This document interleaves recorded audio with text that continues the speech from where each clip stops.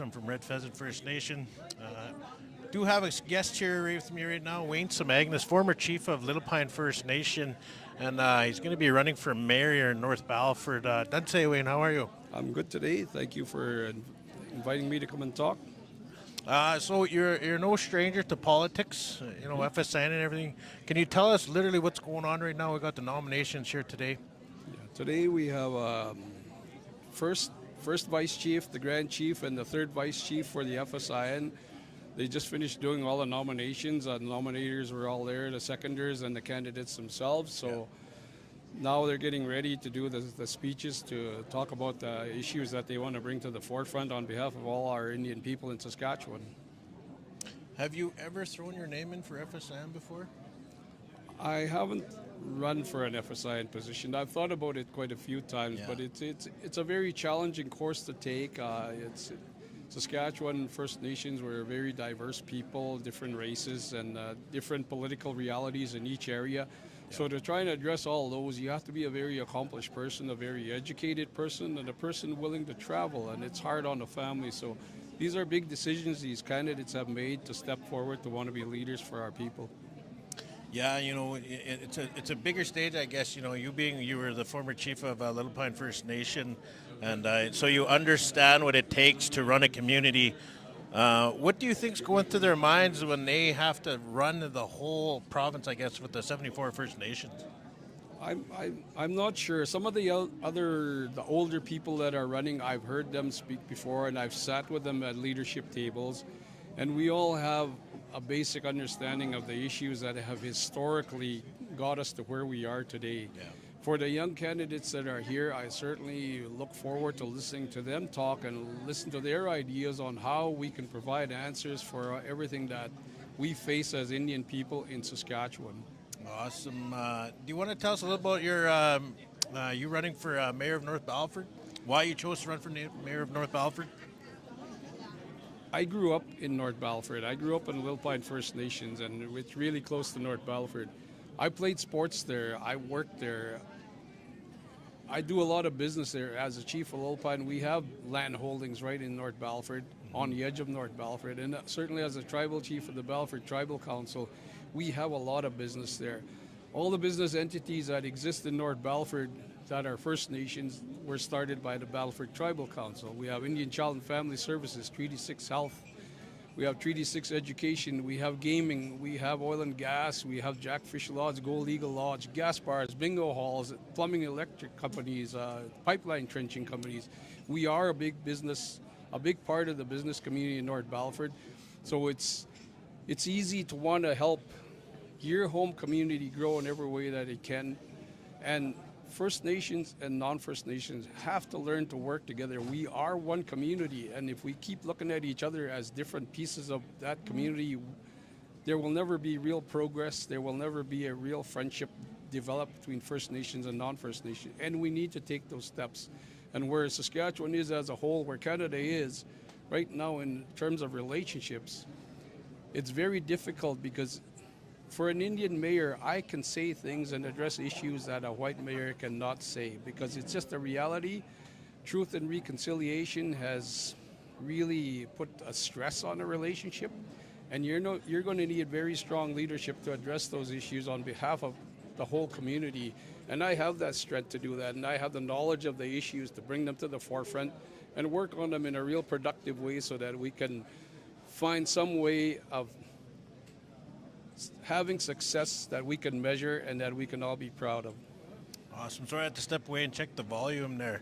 Myself, I own a business there. I own the driving range, and all of our reserves surround North Battleford and Battleford. There's 7, I believe, right? Mm-hmm. And we're such a big contributor economically to the North Battleford area. So it's good to see an Indigenous person running for the top cheese job, I guess, for mayor. So any word you want to say to possibly any voters that might be watching? For a lot of people that don't understand what First Nations bring to the community in North Battleford, for all those business entities and all the staff that come from the casino to everybody that works in North Battleford, as the chairman, I was responsible for signing off on all the audits of all those businesses. And I know that the former mayor, Ian Hamilton, was the accountant. And when we looked at the figures, though all those Indian people that worked there, the payroll was $50 million a year.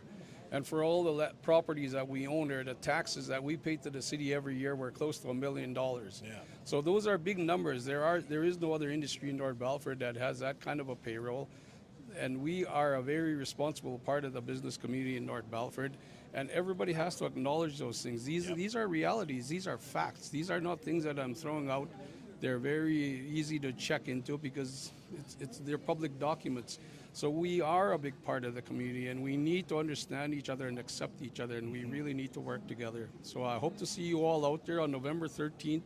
Make sure you come and vote. That's your responsibility. If you really want good leadership, go and support the leaders that you believe in. Thank you. Hey, Wayne, thank you. Good luck in the elections are coming up.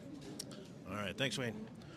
All right, my guy just showed up here, Cal. I'm going to be going live. You know, we're doing interviewing throughout the whole day here for nominations. I do have Cal Arkan here.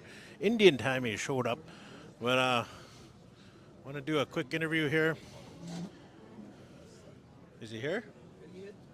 Well, here, better late than never. He finally showed up here, ladies and gentlemen.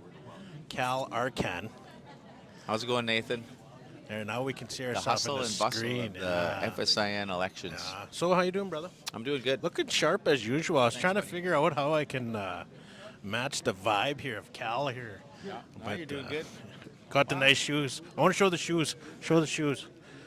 Show the shoes there. Cal's always matching there. Try to match it up. Cal's always doing his thing. It's always a guessing game. So we got to go a little closer on these ones here. Oh, okay. So, what's your vibe? What are you feeling, man? You know, just getting here, and of course, all the nations coming together to elect their leadership for the next term. But you know, I think what's happening right now is just kind of a stalemate here at the moment, so to speak. Is upstairs, there's a lot of delegates coming in from near and far, and they're getting caught up behind there. So I understand candidate Grey Eyes for third vice chief, Oren Grey Eyes, is missing his nominator, who could be still in line, along with, it could be Fabian Head, I'm not sure. Two delegates are missing their nominators. Explain that process really quick. Who's eligible to nominate? Can anyone nominate, or like, is it got to be a specific person? No, it could be any leadership from amongst the 74 bands can be a nominator. So usually try to balance it out, you know, men and women, north and south, things like that. People with prestige that have been in those roles for a long time is what you're looking for. Basically, you're endorsing the candidate, so you're going to put your name, your band behind it. There's a lot of different things as it goes through the bands. You know, one main thing with all the bands. You know, some are in campaign mode right now, right? Flying Dust is a good example. But everybody has their own election act. Big River is another one there. It's kind of different. They do band custom, and I think they're the only band custom left, if I'm not mistaken, in Canada. But really, so their own thing. So even a lot of the people out there watching and joining in, for you young people that are out there, one of the things I would encourage is to learn about your own election act. Learn about how your band processes things, how they do things. To have a better understanding of, you know, when you get up to the provincial level here and basically the national level, because a lot of these vice chiefs and chief become regional chiefs. Yeah. And you guys, if you're wondering why IOPS is live streaming FSN elections, any elections actually, I've always said I would keep away from politics, right?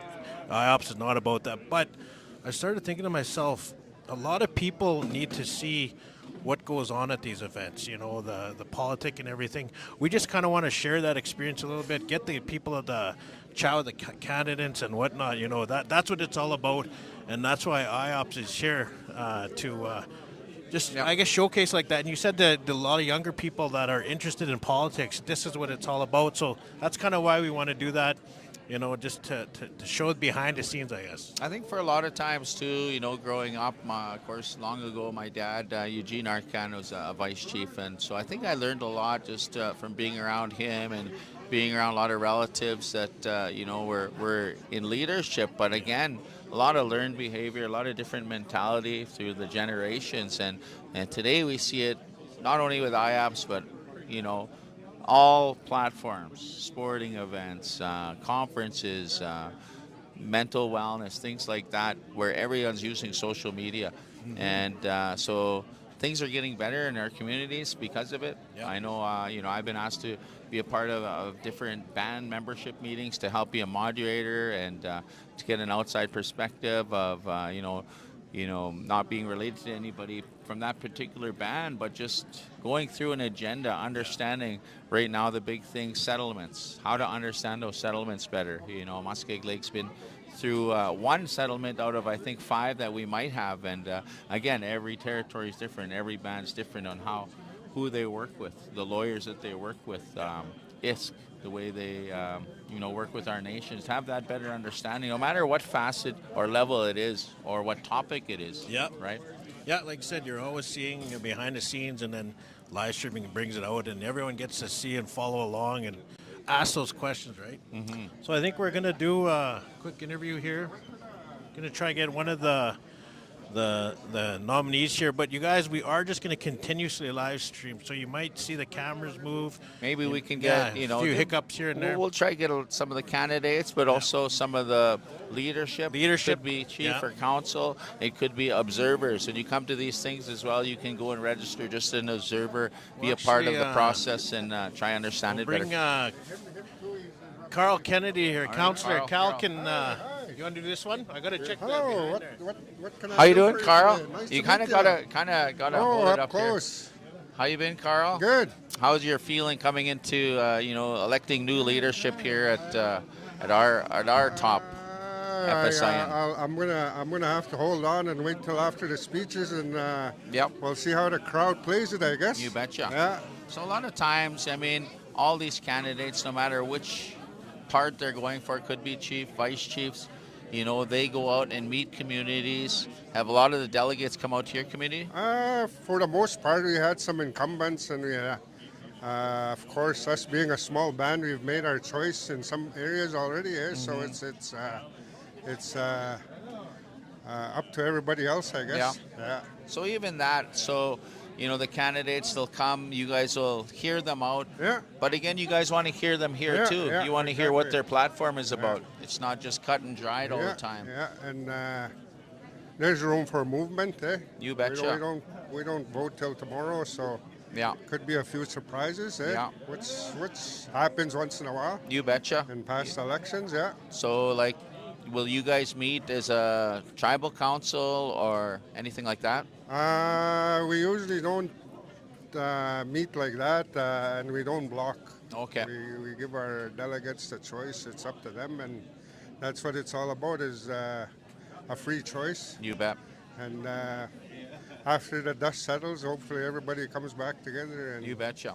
And that's the unites. number one thing too that we see, even at, you know, mainly at our own communities, that, you know, candidates are vying for a spot in leadership in your own community, but there's always this history of division. You know, we don't get along with those people. Yeah. But to understand at the end of the day, we all have to move forward together after the election. Yes, and that takes a good leader, strong leader, to bring people back together. And sometimes this elective system is divisive, you know, it divides, and it shouldn't be like that. Yeah. And it's sad to say some people don't forget, you know, but as a good leader, you got to treat everybody equally and support them equally. And this young lady here is 84 years old. Spring chicken. Still making it out to the Oh, assemblies. yes, yeah. All right. Say hi out here. Thelma Daniels, guys. Oh, yeah. She's here. If anyone's looking for her, come to the assembly. Yeah. But I I'll thi- let you go there. Okay. All right, Carl. Yeah. Thanks for doing this, buddy. Yeah. All right.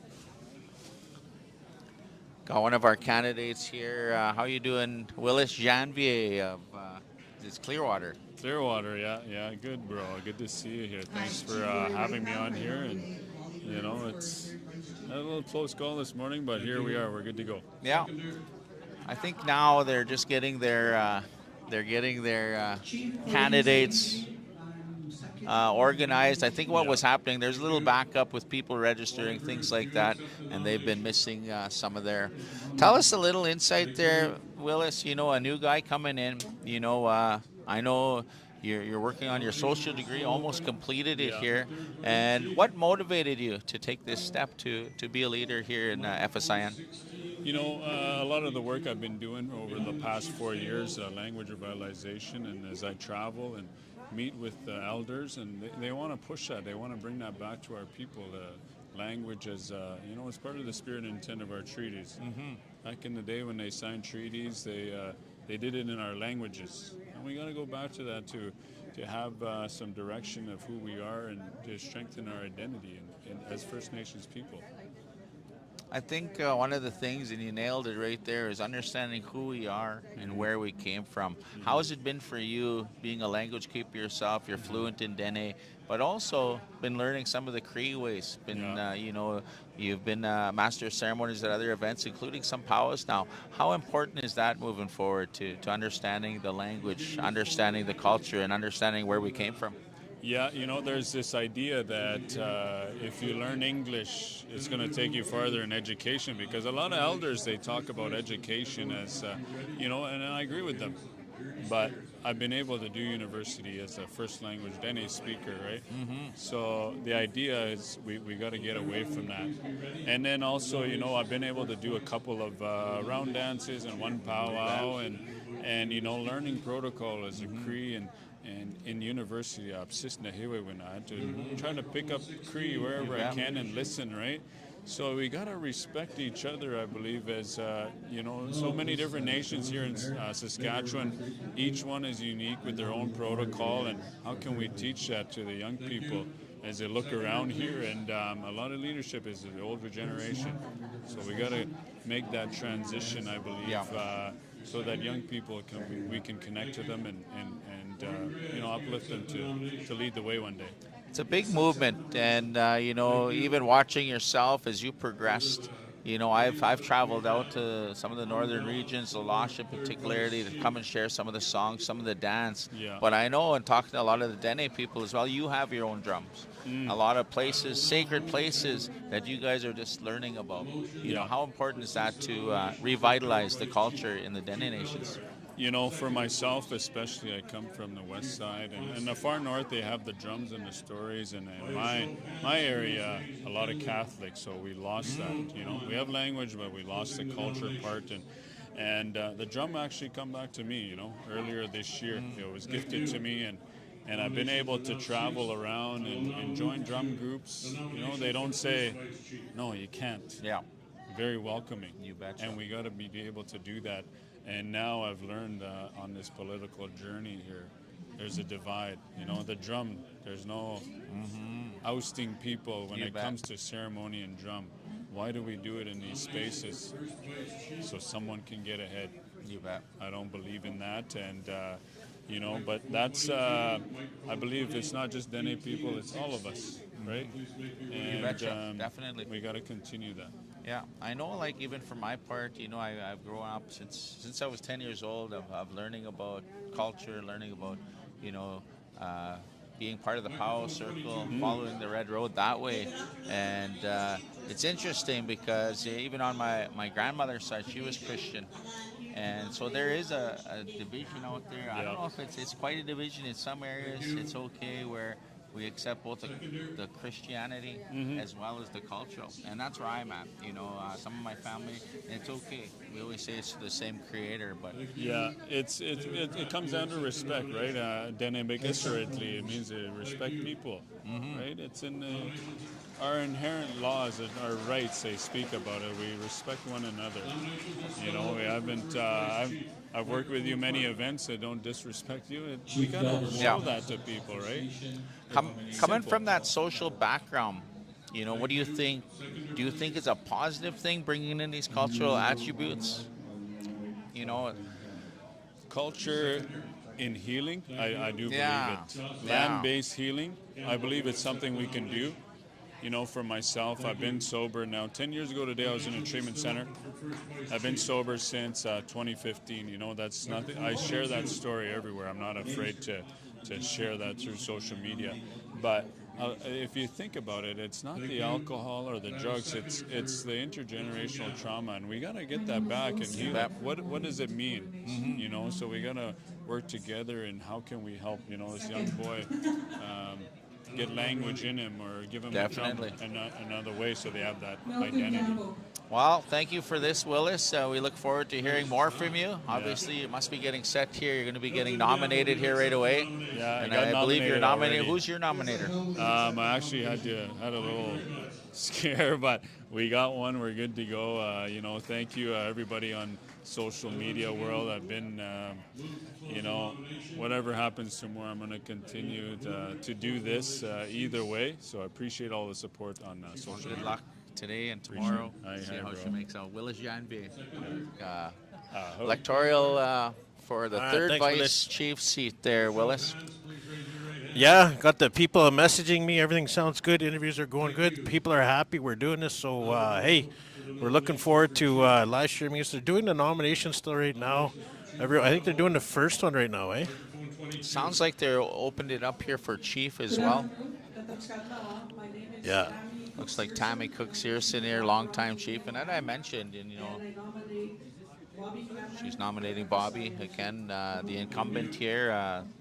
I believe 3 terms now for Bobby, and you know, to have team the Woodland vote behind them with, of course, a longtime leader in her own right, Chief Tammy Searson, is obviously a positive thing for Bobby. Yeah. You know, it's a big tribal council. They've just finished their elections yesterday. Yeah. Actually, every year they have these. It seems like it always follows the day before Prince Albert Grand Council. Well, elections everywhere. You had provincial that just ended. You bet. The SAS Party getting back in, but NDP gaining Out a here lot in of seats. Saskatoon, Betty Nippy Albright she got, got in in. again. So congratulations, so- Betty.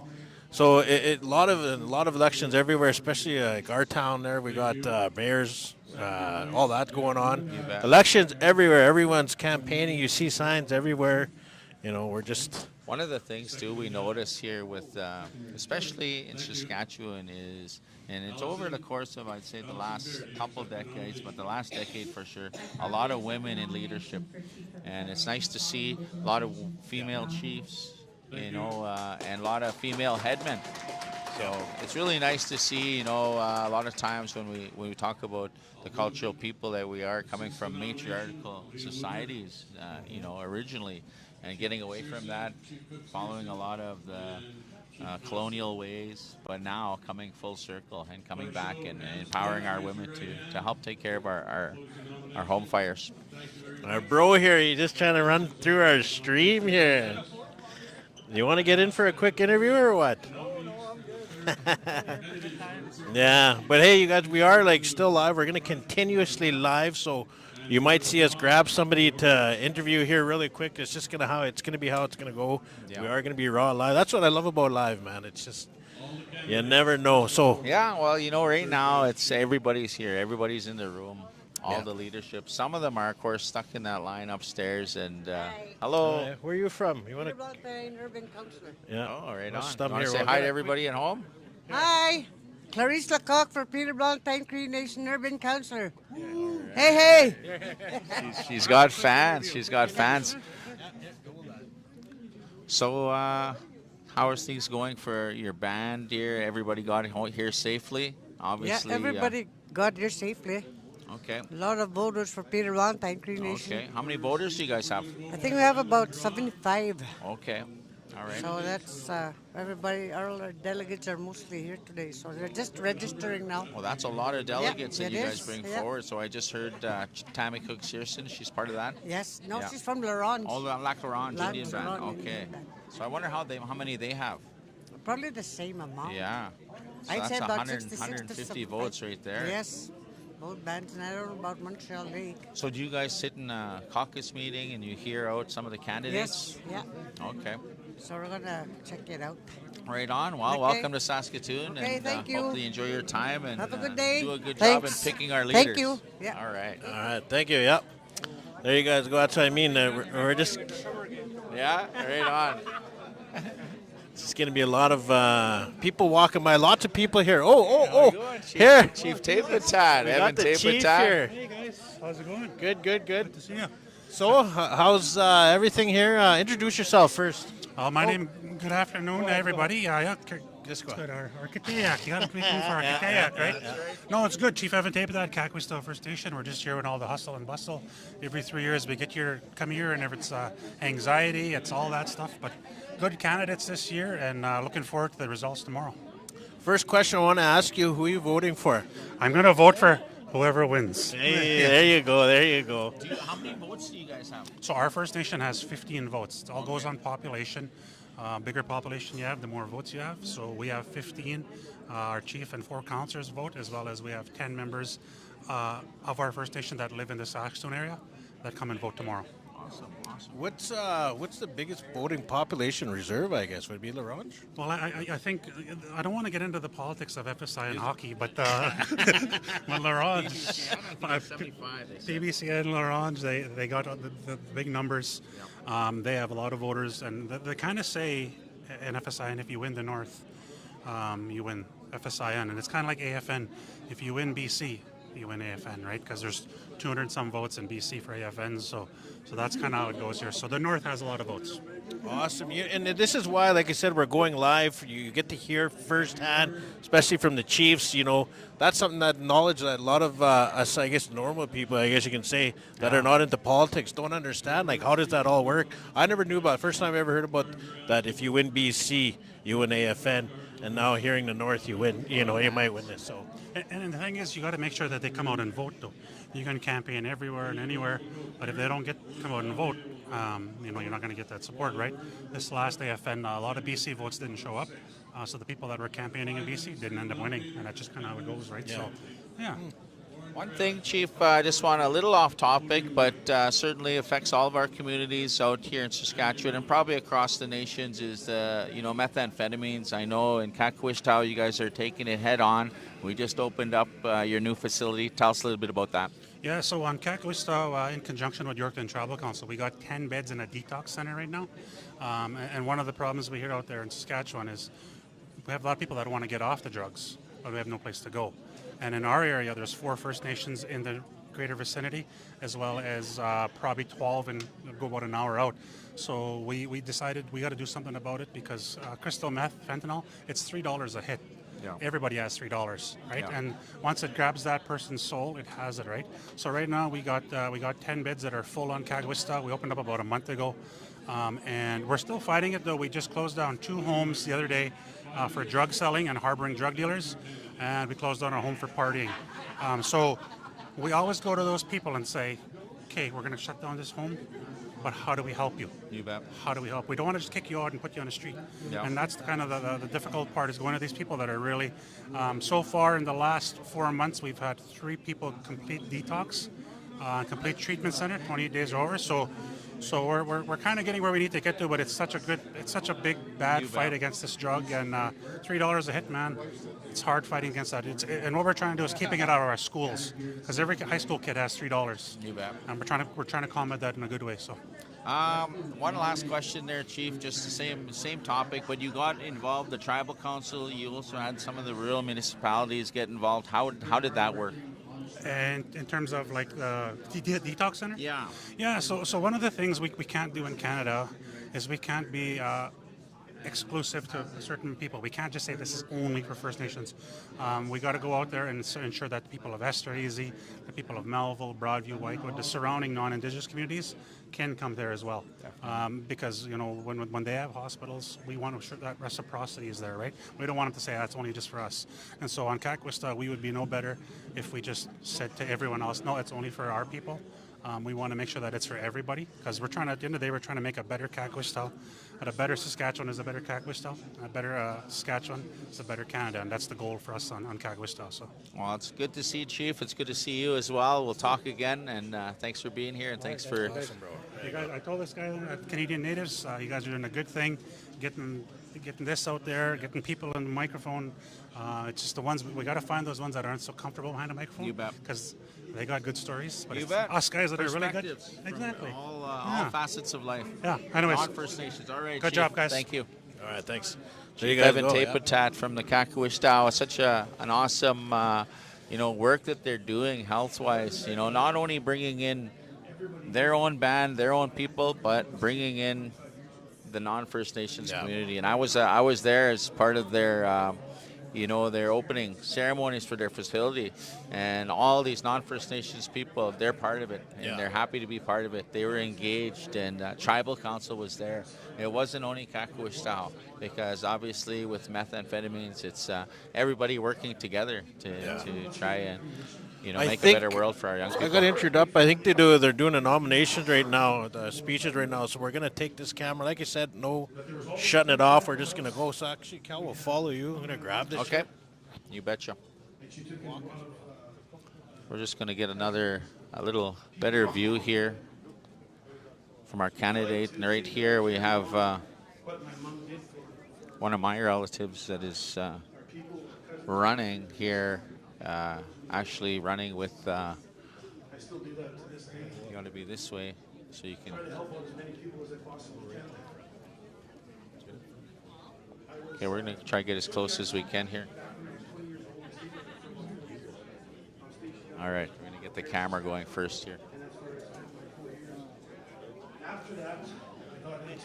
It's tight for space out here as well. How you doing, brother? How are you? Good. Hey, man, you look good. Thanks, bro. A lot of friends and relatives out here. Hey? Letting the people know. How you doing, buddy? Yeah, trying to make my way through the crowd here, and Nathan's kind of leading the way here, but we're kind of getting to we're going to let you chime in here on candidate here for 3rd Vice Chief from the Muskeg Lake Cree Nation. This is Oren Grey Eyes. With respect to housing, education, all the main pillars.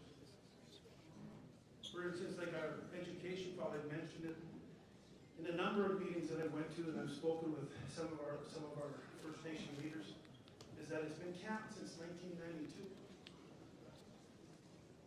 And that has to change. Muskeg Lake, we're broke before we even start. After we pay the tuition fees for the local schools like Blaine Lake, East Marsden, when Marsden was there, we're broke. So we start off in a deficit every year. Like for our economic development portfolios, we'd be in third party. Our housing, it's been inadequate since I was a kid. I grew up, mind you, with no lights and heating, all that kind of stuff. Hauling water from down the hill. But I think back for all the different things that I've done since I've left politics and got into business on my own. In 2018, I started getting into the carbon projects. And we did a lot of work there as far as finding money, getting the right people to work on the carbon projects for us in northeastern Saskatchewan. We've been doing it in Saskatchewan and in Alberta as well. And I've been doing it now for 6-7 years. Also, in 2019, I bought my first office complex. It was a 24,000 square foot office complex, which we wanted to turn into a medical center that'll have an MRI, ultrasound, X-ray, dental services, mental health, lab services. And we've been working on that for a while. After that, the following year, I wanted to make sure that this building had something that we could work with. So I bought a hotel. And that hotel in Prince Albert, we wanted it to work hand in hand with the medical services building that I've got in PA. So that was the idea then. And it was derived again from what we did with the Muskeg Lake Cree Nation. We had a motel here in town at one time. And we did all the medical trips and all that kind of stuff, and it was pretty lucrative. So I just copied that same model, but with the office complex that I have over there now, we can use it. We could have used it for, medical services and hotels and. Could I have some quiet, please? It's been brought to our attention the people in the back can't hear. So could I have some order in the building, please? Thank you. I've got another few businesses that I do, but I won't bore you with all that. When I was asked to run, I sat back, I talked to my wife and my kids, and I had to give it a few days thought before I said yes to coming up here and standing before you guys again.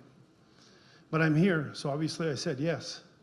And my wife blessed me saying, carry on, Oren, this is your time to go and help your brothers and sisters in First Nations country. So here I am. And then I would get questions of, Oren, if you're that busy, why are you trying to run for FSIN? Well, I'm also a family man. I love my wife. I love my kids. And I want to do something as a legacy to leave behind for them. Because I've seen the FSIN over these last 25 years, what's happened in the FSIN. The GST and the PST, we're paying. That should never have happened. Income tax for our people working off reserve, we shouldn't be paying that either. This is our land, ours. We need to make sure that that changes. And I mentioned the education file. The membership is another reason why I chose to stand before you to run for the 3rd vice chief. I had a grandson born. I'm a 6'1". Some of you are 6'2". My grandson's a 6'3". What happens to him after that?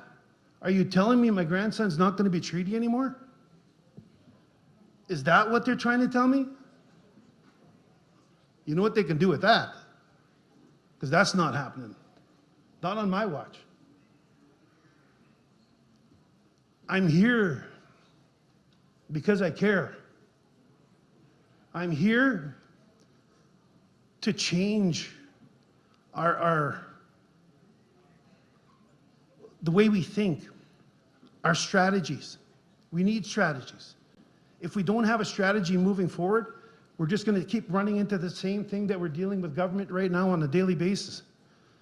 Asking them for money, they give us our core dollars, they let mainstream think it's taxation dollars, hard at work. It's not. 100% it's not. These are our dollars that we're using for our communities, and we report on them. Your governments, your autonomous governments, that's what you are. Every last First Nation in this room. And I hate saying Canada. I hate saying Saskatchewan. Because that's not what it is. We've got treaties 1 through 11. That's what we got. They're in our traditional territory. It's not the other way around. So the strategy that we need to create, now this is just my thoughts. And I'd have to ask the First Nations leaders in our traditional territories that make up the Federation of Sovereign Indigenous Nations to help us create a strategy to move forward. And when something breaks, and this is broken, everyone, this is broken, the way it's working right now. You see it on every level. Education, housing, justice, all of it, it's all broken. When something breaks, go back to the start. Go back to our treaty partner, which is the King of England right now, and have that conversation with him. And bring in the child that we bore together or adopted, which is the state of Canada. And have that discussion and tell him this isn't working. This has to change. We're here to make it happen, to change it. Time. But you're my treaty partner, let's act like it. The state of Canada lives off us constantly. Thank you.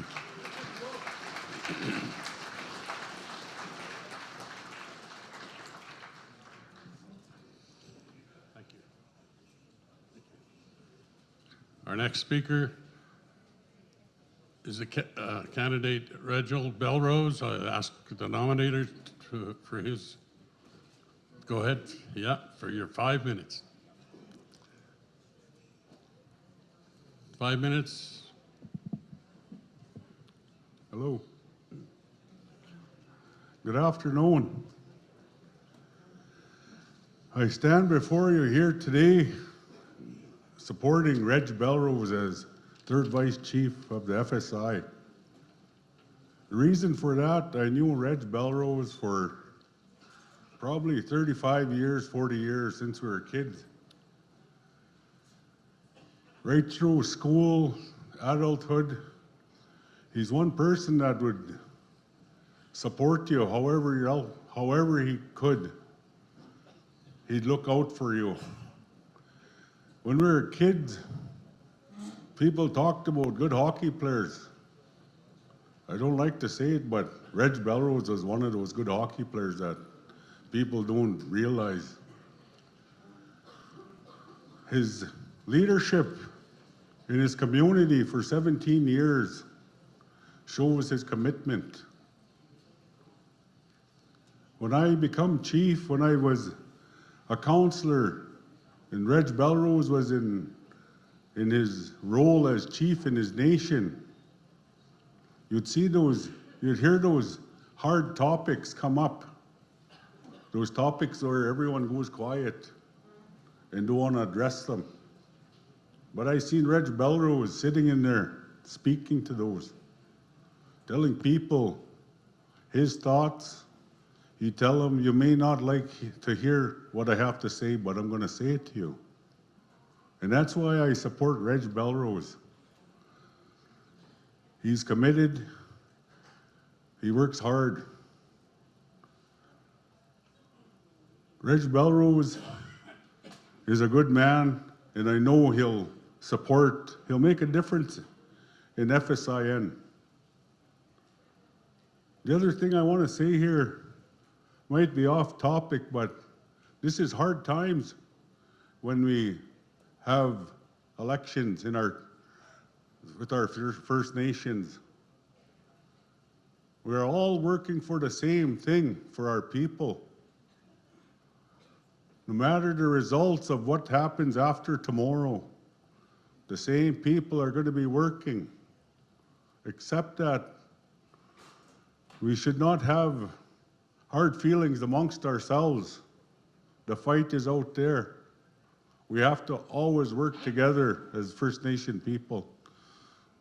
But that's all I have to say, and I support Reg Belrose, and I hope you all support Reg Belrose moving forward. Thank you very much. Candidate Belrose, podium mic, please. I want to bring greetings to the Assembly, to all those that are here this afternoon, acknowledge the protocols. I want to thank you for taking this time to listen to all of the candidates and all of the work that we're going to present to you as voters and chiefs, council, delegates, and ask you for your support. And I'm here to do the same thing. So what I want to start with is thanking Chief Sunshine, but also raise an issue. You know, we say this is the Chiefs' Assembly. Chiefs are important, yet chiefs can't even get registered here. You know, we're racing around here trying to get chiefs of all places. This is your assembly, we hear. So we need to fix that internal system, the clerk here. Chiefs shouldn't be waiting in line 2 hours, nor counselors. So let's come together and figure out a better system for that.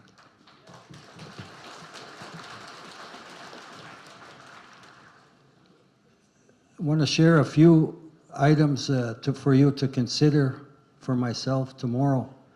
Community level, FSIN level here, institution level, the experience. I'm gonna walk us through that here so that you have a really good look and really good understanding on what I've been able to do. At the community level, I won 6 two-year elections, 1 4-year, and I did a partial COVID term. So all in all, that's just 16 and a half years. Through that time, there's so many challenges, so many opportunity. What I did with that time, that political time, is I made use of it. I didn't waste it. And because of the Muskowgan people, the poor people of Muskowgan, I was able to develop a name. I was able to develop a brand. It's not me, it's those poor people at home. So when we come here, I'd always make a point, like my brother there carrying a little baby. That's who I always thought, let's work for these children, let's work for the unborn. So that, there you get taught. You know, Muskowgan has a railway that goes through it. Young guy walked into the train. The elder asked me to go pick up the body parts so that the people wouldn't, the animals wouldn't walk away with those body parts. You know, you go to home fires, the people are laying there burnt. Those are not easy experiences, but I come through that. I've been fortunate enough. In this assembly, I moved over 200 resolutions. That's been a long time, and the reason I was able to do that is because I was committed to this place. I love this place. I believe it's my home, and I believe I can still come here anytime. All of these other former leaders in the back, past leaders, some days I feel for you. Because when you're at home, you're thrown away after you're out of office. We have to find a way to include our past chiefs, because they sat in these chairs before us. Now, some of them, I run into them, they're scraping for a living. Past chiefs, elected leaders who should not have to do that. So that's that community experience. I want to put a plug in for all those old chiefs there in the Senate. Thank you for your effort. You're feeling left out. There's a lot of challenges. At this level, there's a few key resolutions. One of the most important I moved was call it the Treaty and Inherent Rights Share Moment. That Treaty and Inherent Rights Share Moment is in the FSI. Every day, every meeting, you have to talk treaty. You have to share a treaty moment. That was moved in flying dust. That's every day. Because in Ottawa, they're working to erode our rights. Here we talk treaty once a year. The institution level, that's important work. I've been chair of SIGA for the last 10 years. I've been chair of SciTag. I sat on a lot of boards, and part of the role there is the chiefs, councillors on those boards have trusted me to be the chair, to put those plans together, put those strategies together, to do one thing. So SIGA, it's a very simple plan. We need First Nations people working, and we need to generate revenue. Zane Hansen and his people have a tougher job, but the board's role is to steer that company through policy, through good governance, well-informed decisions, so that when your First Nation trust, 138.7 million last year. You know, I congratulate all the SIGA board members that are here, and I thank you, because 138 million just doesn't fall out of the sky. It takes work, it takes effort, it takes teamwork. And that's what I promote to all of us. We need teamwork. We need to establish that system. How do you agree? You got to agree to disagree. So when I went around visiting and sharing, a couple of key points came out. We need to stay united. We need to focus on our collective rights. Treaty and inherent rights, we are strong. United, we are strong. And you look at the success we've had with TLE, with SIGA, all of that great success, SIIT, because this assembly stood together. It wasn't one area that took the ball and ran with it. So this is what I'm encouraging us in this assembly as third vice chief, is you look at the bilateral tables, nation to nation. It's nice to say, it's not easy to implement. You as leaders, you need that support, you need that lobby effort, you need that coordination where it says, this is not me speaking, this is the leadership speaking. Up here, these rooms should never speak for the nations. They should coordinate, organize, and set up the meetings. You, the leaders, you're the ones with the power. Couple key areas I want to mention. Climate change. We need our elders. Elders, what I would like to lobby for is one male, one female elder from every First Nation. Then you have inclusion. That came from Thunderchild, an elder, said, I feel left out in this in FSIN. Elders should not feel left out in here. We need to be inclusive. Immigration. You know, it's an open immigration policy right now. Canada has the borders open. These people are coming here. Some of them are bringing their poor treatment of women here. They're bringing their wars here. We need to be at those tables to say, stop, this is not your land. This is not your resources, Saskatchewan. Canada, this is not your land to give. This is our land here. This is our subsurface right. So that's that's another area. Taxation. Those key focuses, we need to sit, we need to get working, and especially on climate and immigration. I want to really emphasize those two areas. Reconciliation. Reconciliation is not about just Orange Shirt Day. Reconciliation is about honoring and implementing the treaty. As we go along, there's one solution. Crown, honor your word, honor your commitments to the First Nation people. Because one of the biggest challenges I had as chief was dealing with the off-reserve and urban people. You don't get money for them. You don't get the supports, but yet you're responsible for them. So in Muskowgon, we have 700 people on reserve, and we're funding 2,200. Those numbers just don't add up. Those numbers don't work.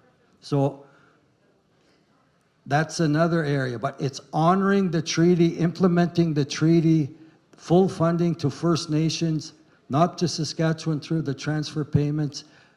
That's a solution.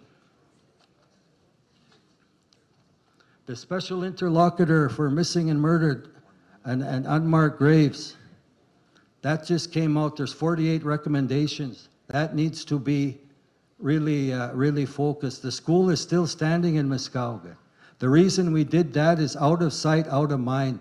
So that school is there to say that there should be no denialism, because it happened. The experiences are crazy. Community wellness, mental health, all of those really challenging areas. Infrastructure, lack of infrastructure, poor water. Canada says they're not responsible for clean drinking water. So I bring these issues as an accountable, credible leader for nearly 20 years now for you to consider to vote tomorrow for third vice chief. Thank you.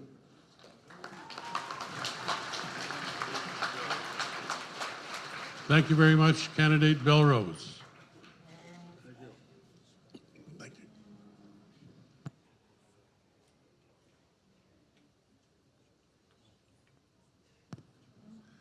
Thank you very much.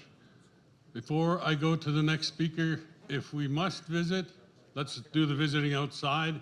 It's really loud in here, and a lot of people can't hear. So let's keep it down in the back. Let's show respect for our candidates that are about to speak to you. Thank you. Our next speaker is Haley Rose. She's on her way up. I ask that you bring your nominator with you.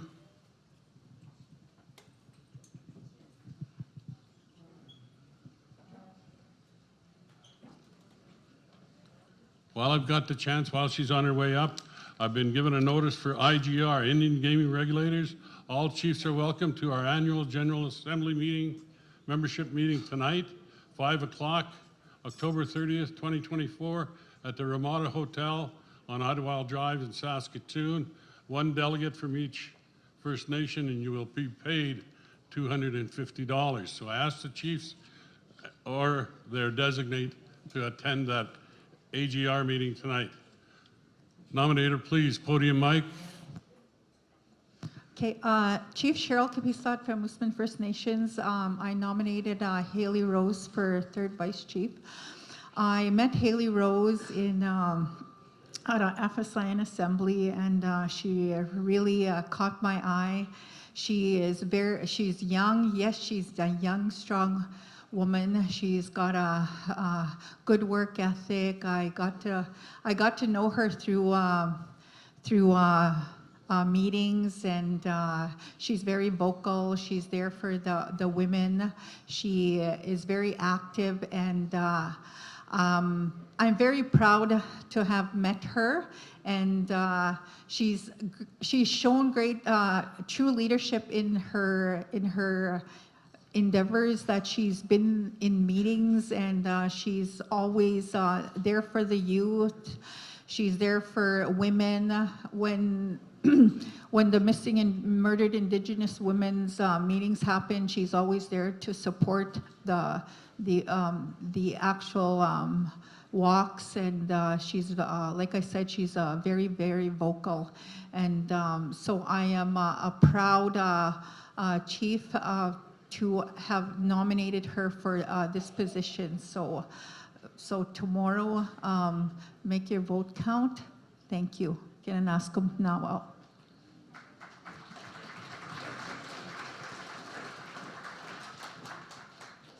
Candidate Haley Rose, podium mic, please.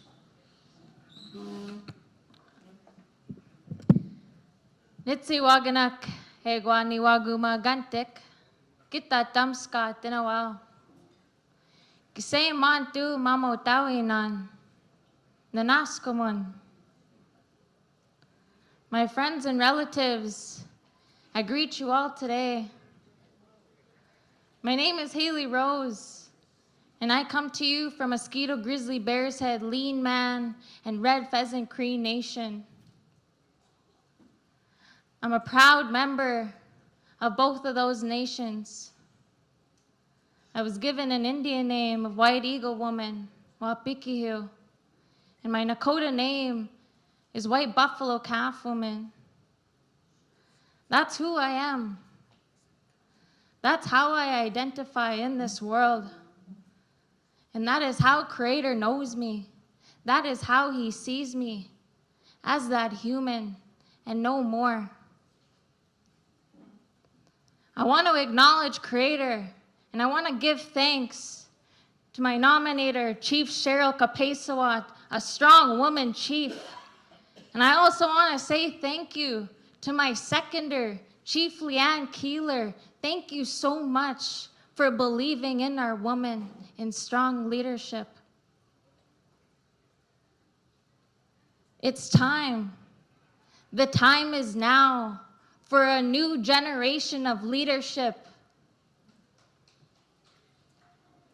Young people that are willing to learn, willing to listen. That time is now.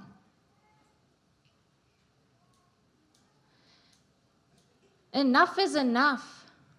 The challenges that we face in our communities are real. We see them day to day, and our elders have been watching and waiting to be seen, to be heard. I want to acknowledge all of our leadership in this room, our Senate, our elders, for the sacrifice that you make. We put ourselves in vulnerable positions when we step into these positions, and we make a sacrifice for our people to serve them. I stand proudly for our young people and with our elders, because they've been telling us for a long time that we need to be proud and remember who we are as First Nations people, how we identify to this land as rights holders, as protectors.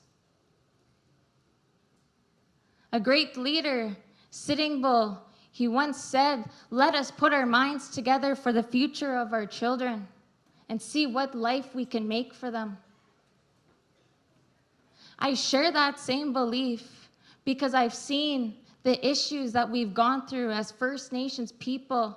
I've watched these colonial institutions oppress our people and take advantage of all of us. We have homeless people on the streets. People that are hungry, people that are starving. They're waiting for us to take care of them, waiting for us to protect and to promote our treaty and inherent rights. Years ago, when we signed into that sacred document, that sacred agreement, we signed into a relationship with the British Crown. But we signed it with peace and with harmony. We had good intentions. We used our languages. We had our languages and we were strong with them. That was the spirit. That was the intent behind our treaties. Right now, we're in a critical time. We have people that are struggling every single day, mental health, overdoses. Our young people are calling on you, relying on all of us to protect them and protect their future.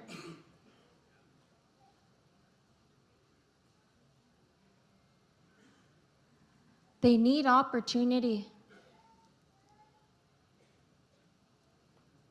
They need us to remind them of who they are,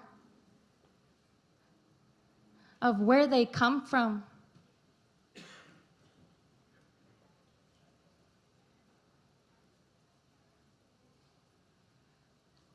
We need to create safe spaces, create environments where you feel heard, where you feel safe, and where you have a sense of belonging that you belong there. We are not just confined to our First Nations. Our medicine lines are far beyond that.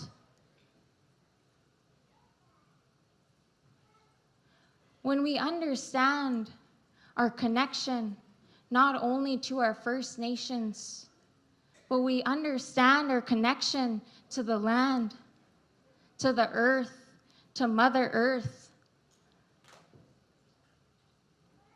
that spirit will always continue to protect us. We must revitalize our languages. We must revitalize our culture and continue to guide our young people because they are the ones that are going to carry the next generation. That time is now.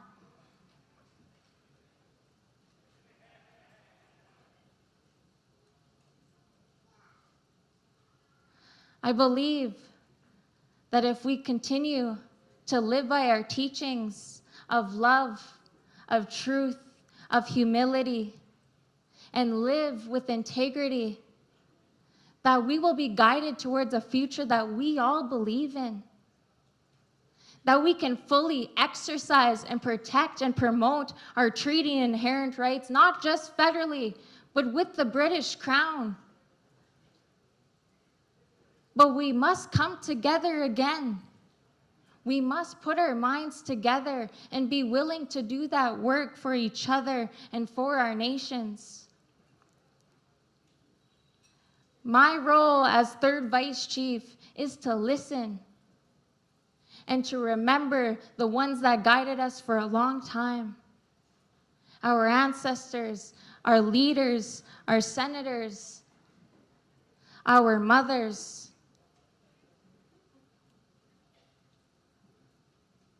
Our women, I do believe, bring balance to these tables. They strengthen us because they have the powers to give love and to give life. Our matriarchs are the ones that kept our home fires safe while our men went to battle, while they would go fight. We have to remember and teach our younger generation the sacrifices that they made for us to be here today.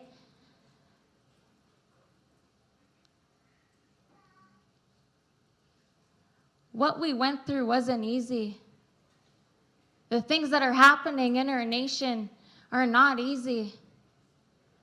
But it gives us a great responsibility. A responsibility to be proud of who we are as First Nations to be people,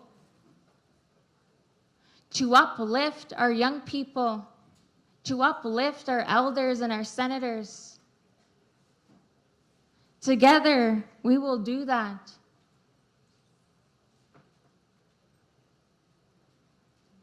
I promise I will listen in every area that I can.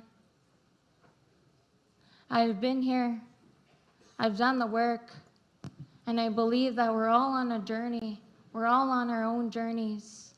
A journey back to hope. 1 minute. A journey back to healing. And a journey back to what it means to be First Nations people. I am ready to empower a future that we believe in. I am ready to be willing to do that work at the federal and at the international level, to advocate with our First Nations and with our people.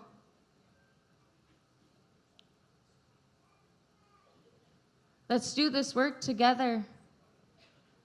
Let's remember the things that kept us alive for a long time and the things our elders have been telling us. Let's remember that our young people need us. Together we can empower a future that we believe in.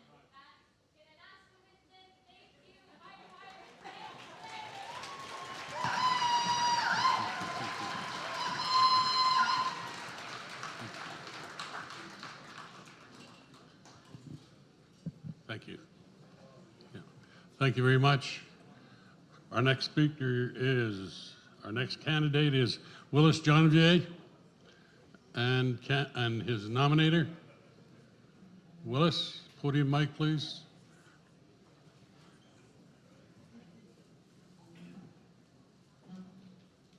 Yeah.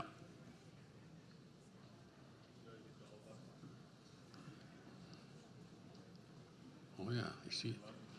Yeah.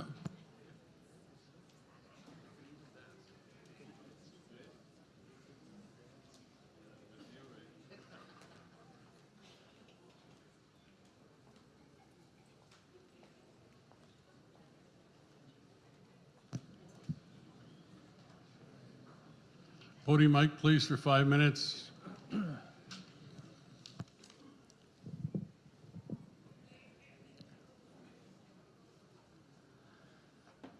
Just before you start, could I have some quiet in the back, please? Thank you. Go ahead. Thank you. Good afternoon, Assembly. I've been asked to nominate for the third Vice Chief position, Willis Janvier. Willis comes from the Clearwater Dene First Nation. He's a fluent speaker in his language, Dene, working in the language revitalization. He's amplifying First Nations voices through social media and through his podcasts. I think social media is a very powerful tool, and putting a bright mind with that type of tool is a very, very powerful thing. He's an advocate for he's an advocate for a healthy life. He's been living a sober life. But you know, that's a strong value to have as a person. And he has a degree in Indigenous social work. You know, he's a bright young man. I'm quite older than him, so I admire him. I wish I was just like him when I was his age. But you know, when he asked me to nominate him, it was an honor, and I'm pleased to speak in front of you on how well this person is. And you know, I'd like to give thanks to all the people that are putting their names forward. This is not an easy thing to do, to step up here and put yourself out there, you know. So I'd like to ask you to give him a time and opportunity to speak, and please approach him and interact him when you have a chance to. So with that, I'd like to introduce Willis Janvier. Thank you. Thank you. Podium mic for 10. Go ahead when you're ready. Good to go? Yep. Thank you, Masi. Masi, you made me blush there a little bit. Appreciate it. Masi na Hosea Selotina Dunzinega Ethani Deleja Saskatoon hiring lie. Dynamic all day not deal Asne the nobody I tate arat easy. Dungabi Masino Hanestens and Ambazini under third vice chief how I all day see first vice chief and chief. So Masi Cho, thank you everybody for being here. I know it's you know, you come from all directions, and I appreciate all the nations that have forums and put this together.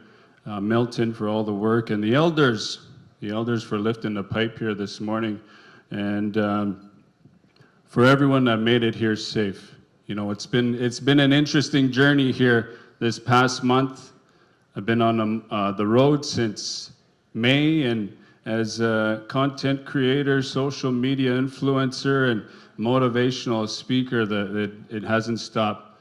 But I started off in language revitalization, not by choice. My dad, who was a broadcaster, my grandmother was a Dene teacher. Somehow those two combined into me. I shared a video on Facebook when we were going through COVID and we had no toilet paper.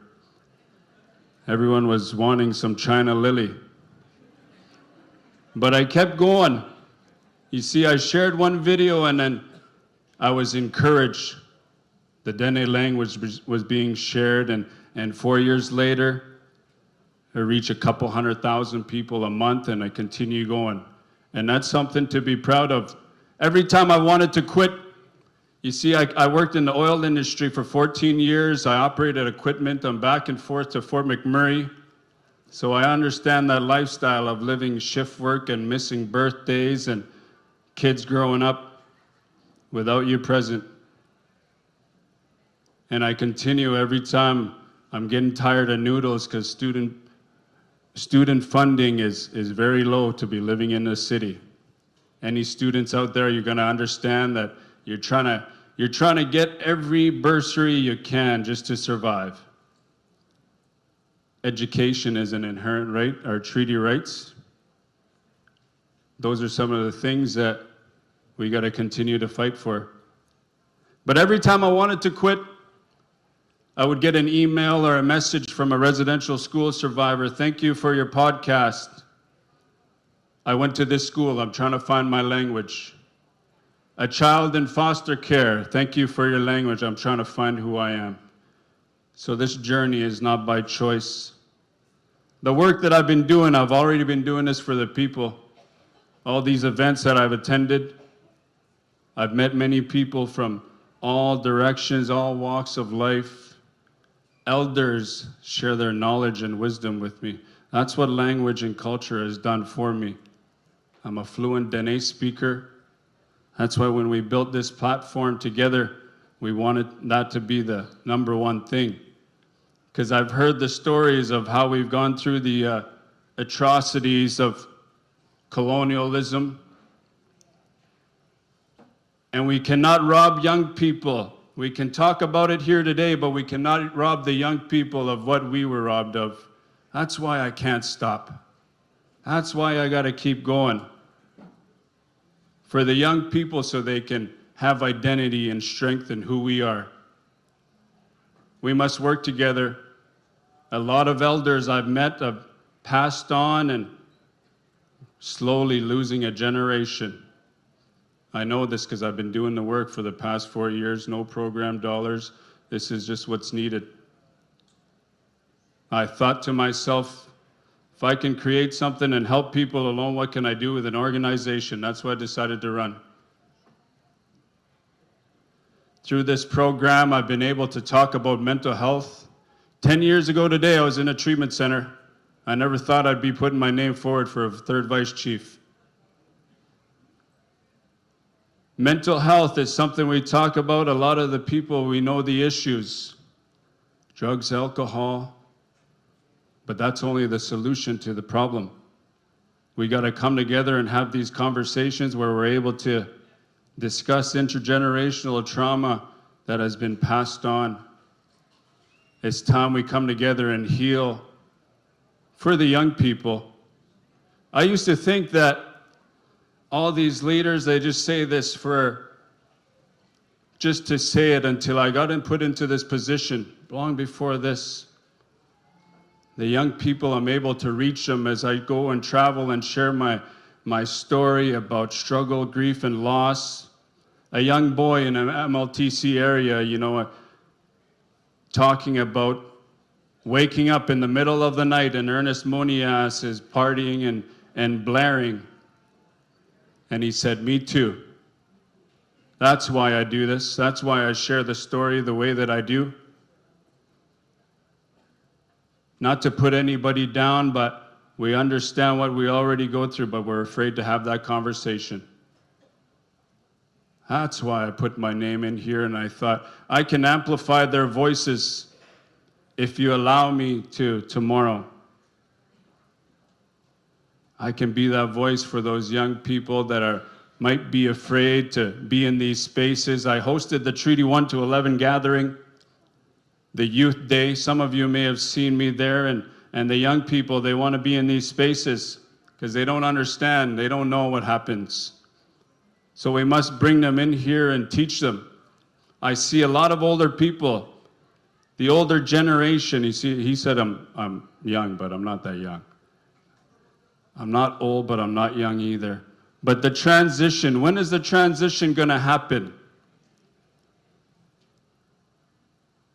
I've met elders that are gone, and I wonder what they could have shared with me.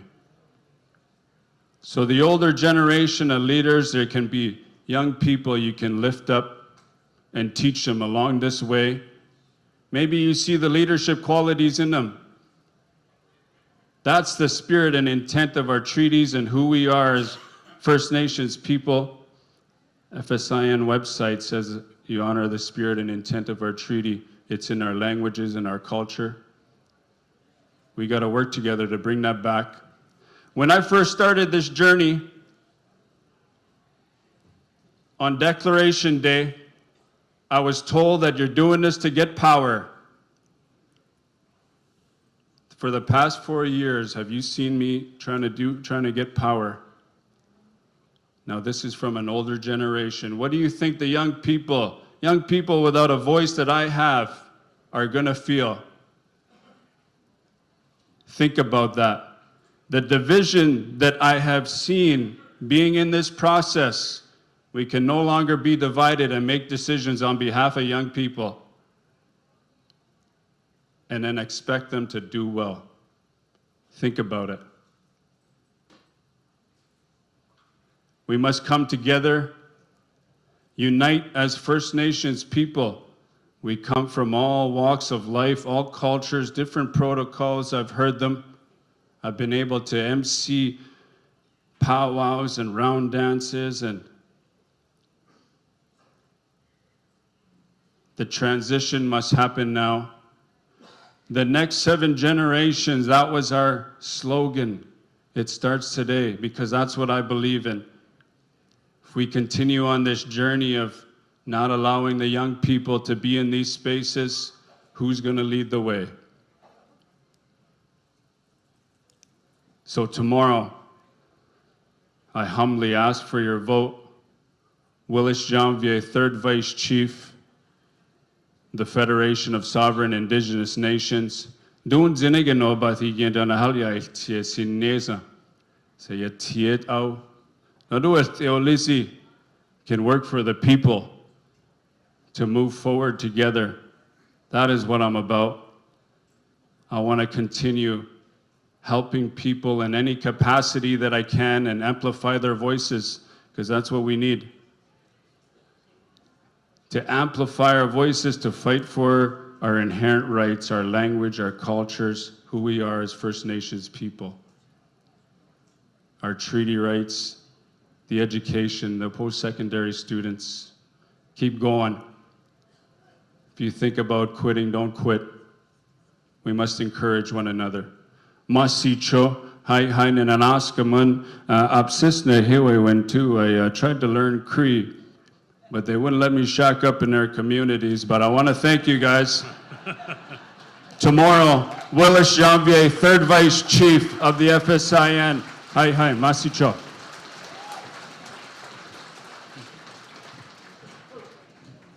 Thank you very much. Our next speaker is Wally Burns, and your nominator, please. Podium.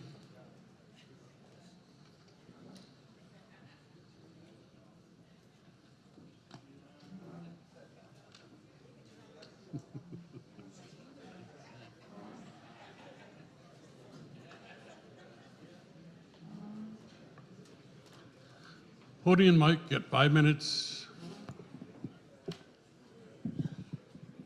Just before you start, it's getting noisy again. Let's have some order in the House. Order in the House, thank you. Good afternoon, Chief Laurie Whitecap from Sweetgrass First Nation. Chief Wally Burns came to visit me in Sweetgrass. A couple of the council were there in mid-September. Shared his vision with me that he wanted to run for FSIN. I've known Wally since 2011 when I was first elected, and we mentored each other, worked together, sat on many various boards. Wally was born in Treaty 6 territory. He's the 5th of 8 children. Grew up on James Smith. First got involved in politics in 2004 and in his early 20s. Later on, he ran for chief after he gained experience and the support and trust of his membership. He's been an advocate for First Nations treaty rights, safety, and economic development. He's negotiated employment and resource agreements with the local diamond mine in Fort LaCorne. He's also been involved in hydroelectricity development in the North Saskatchewan River that borders their nation. He's also involved in the Husky oil spill that impacted a number of bands, Sweetgrass being one of them. That's one of the projects we shared as well when he was chief of James Smith, was going after Husky oil. And everybody knows the tragic event that happened in James Smith while Wally was chief. He advocated to all levels of government at the time to make First Nations on-reserve policing an essential service. I think that's something all of us need. He's met with Correction Service Canada to change and advocate the system. A lot of times the parole board, correction services, they don't contact First Nations. We're a second-class citizen to them. We're an afterthought until something tragic happens. When Wally came to visit us in our community, I asked him about Arke Te Akinchikas. For the last 13 years I've served as a leader. Arke Te Ak have told me the FSIN needs to advocate and enhance our treaty rights, not diminish them. So I shared that vision with him, and he agreed. The next thing I shared was measurable goals made by us around the table. We bring our voices from back home. I represent 2,200 people, so I can talk to them and ask them, what do you need in terms of treaty? We need to close that provincial gap for health services. We need to be up here, not down here. Our graduation rates, we need to be up here, not down here. Our health care, every time we go to the doctor or go to the pharmacy, we should have more and more medications that are that NIHB will cover, not less. So those kind of measuring sticks that are treaty-based, I asked him, would you be willing to have those measuring sticks as a report card, and our assemblies will be based on that report card. Each portfolio vice chief, and the chief would report to us on how our chidis have been improved since the last assembly. He agreed that that was a good idea, and that didn't come from me, that came from our Architect. And from that, I felt strong to nominate him. I felt that I would help him advocate for those treaty rights, and I'd help him advocate for policing to be an essential service on reserve. With that, I'd like to ask you all to vote tomorrow for Wally Burns. Ksama. Thank you. Yeah. Candidate Burns, 10 minutes. Is that all? Just kidding. First and foremost, I'd just like to acknowledge the Creator. And every time I speak, I always acknowledge Him because He gives us the momentum of each day that we live. I'd just like to thank the Women's Commission, the veterans, and the Senate, and also our two-spirited people that are here. I'd just like to thank my nominator, Lori from Sweetgrass, and also my seconder, Corinne Saizi. The purpose of why I'm running is I want to make a difference. I want to make a difference with the chiefs, the council, and the communities. As we all know that what happened in James Smith, a mass stabbing in 2022. And that's one of the things that I really looked at, pondered around, and looking at how can we change this. So I sat back, listened, observed, and I came to an idea. Working with our First Nations on developing a framework with all our nations in justice. Self-administered policing as an essential service is another. Changing that whole mechanism with them. Challenging the federal government on what they did, signing the treaties. The red coats were supposed to protect us, not work against us. I served in my community for 20 years. I started my journey in 2004, and in 2008, I got elected in as chief. From there, I kept going. But I know there's a lot of changes to be done. We got to get back to the treaty table. And without that help with the Senate, the chiefs, and the council, the community, the grassroots people, you got to go back to your community, get your thoughts and ideas. I commend one community in particular. They're not from this province. What you want, self-administered policing. You know, I thank Tsuut'ina Nation for requesting us, looking at their format and how they develop their self-administered policing. And I'm very thankful for Chief Whitney for doing that. The other thing I want to talk about is the let it burn policy in the north. That's one of the things that we always faced with every year. Every year there's a forest fire.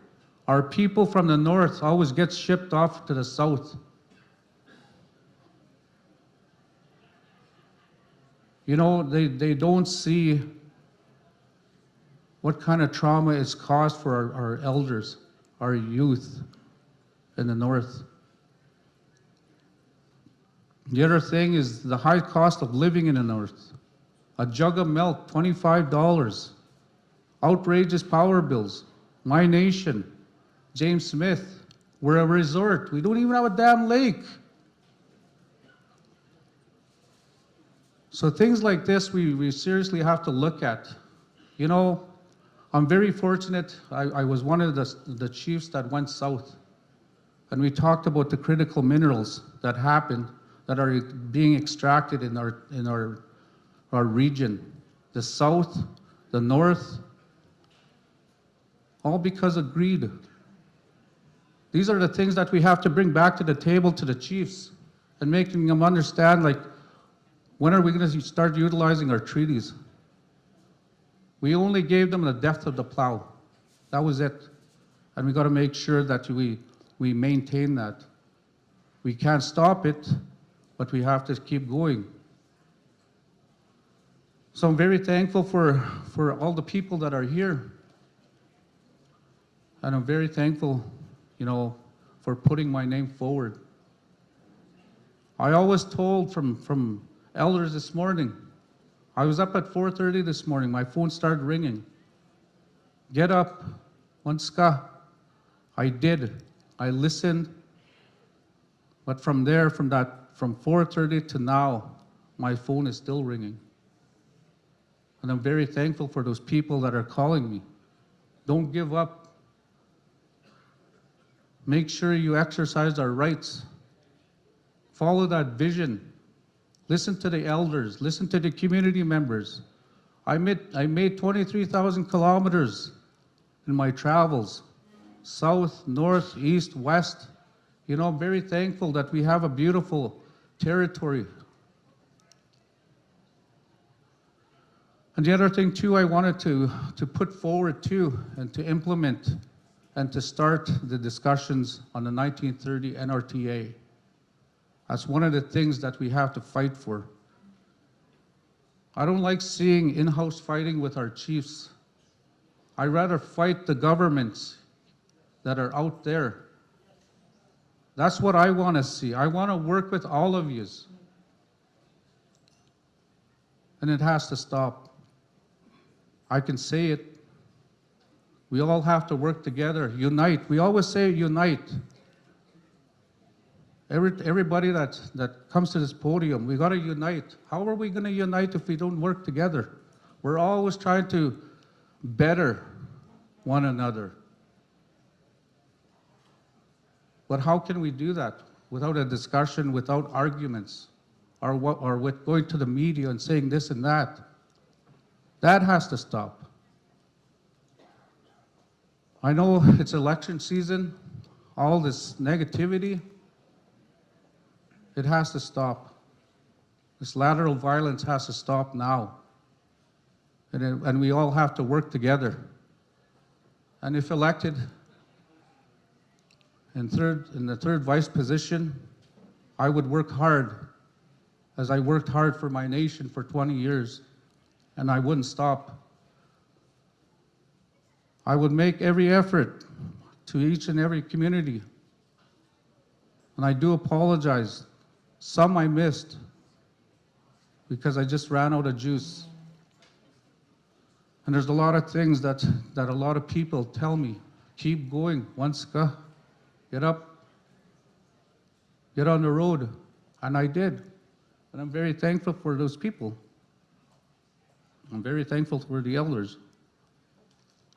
The leadership, the inspirement of our youth. And I always said, I was a youth once. I went to 2 NAG games in my time. But I always tried to inspire our youth on giving back to them. And I had to go to bat for one community. Because when I was the chief, I had to go through the scrub board and some chiefs to recognize that nation as an independent, but yet they couldn't participate. So things like this, we can't leave our youth, we can't leave our elders, we can't leave our membership behind. We got to walk hand in hand, and I think once we get there, we know where we're going to go. That vision is there. We just got to get over those hurdles. And I know for a fact that, you know, a lot of good leaders in my time, that I seen, Chief Roy Cheecham, very good chief. You know, all the inspirement that I got and the momentum that I got from these older chiefs are still there. And I still talk to them. So this is who I am, a former leader, but also a candidate. And I want to be your third vice chief for the Federation of Sovereign Indigenous Nations. And I think, once again, I thank my nominator and my seconder. I thank you people. So tomorrow, make it count. And I like to acknowledge all the candidates that put their name forward. We all have to work together, and we can't.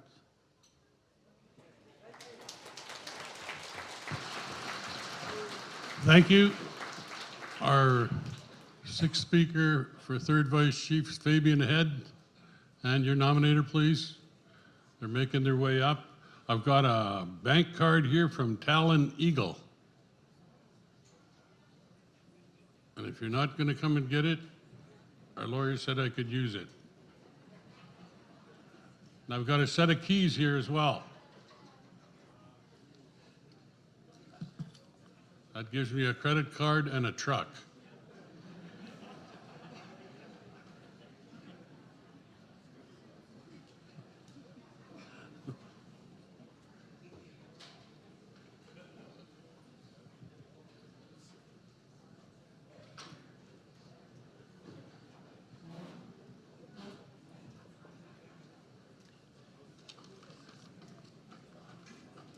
Sheena got time while they're getting ready to come up. Annual General Assembly membership meeting, 5 o'clock at the Ramada Hotel for Indian gaming regulators. One delegate from each First Nation to be paid $250. Chiefs, please have an attendee there. As well, Women of the Dawn event fundraiser tonight, banquet and karaoke fundraiser. Where's it at?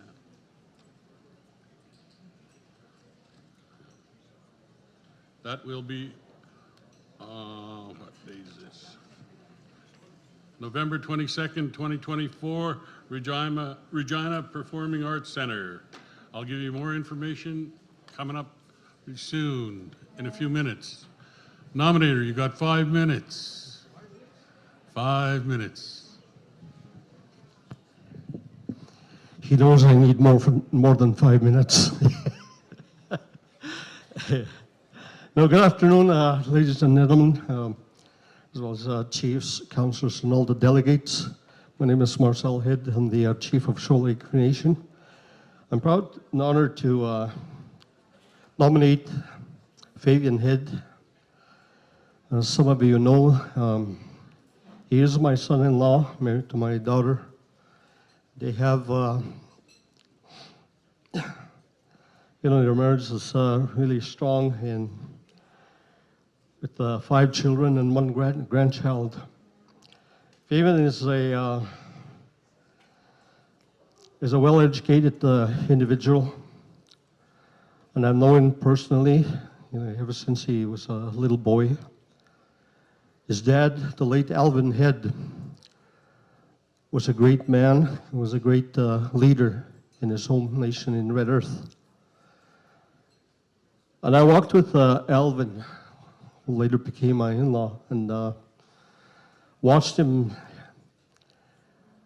and be able to gain some experience from his life. And I believe that's why I nominated Fabian for third vice chief. Today I stand here, to express my support and why I believe that Fabian is a good candidate for the third vice chief. Him and I stood side by side with our council, his council, and our people when a little boy by the name of Frank went missing. I saw the resilience and the strength in these 2 communities coming together to try and find that little boy. And and much so, with the support that we got, from other First Nations, both financially, prayers, and support. Fabian was there for his people and for my people. And by working together throughout those years, I come to know him as a good leader, really, that has a heart for our people. When he asked me to nominate him, I asked him, are you prepared to listen to the concerns, the issues that you're going to hear during your campaign? And he said yes. Today I can stand here and say he has heard your voice. He has heard your concerns. But not just listening, we have to go beyond that. Here's an individual that has the experience and as well as the education to put together a plan.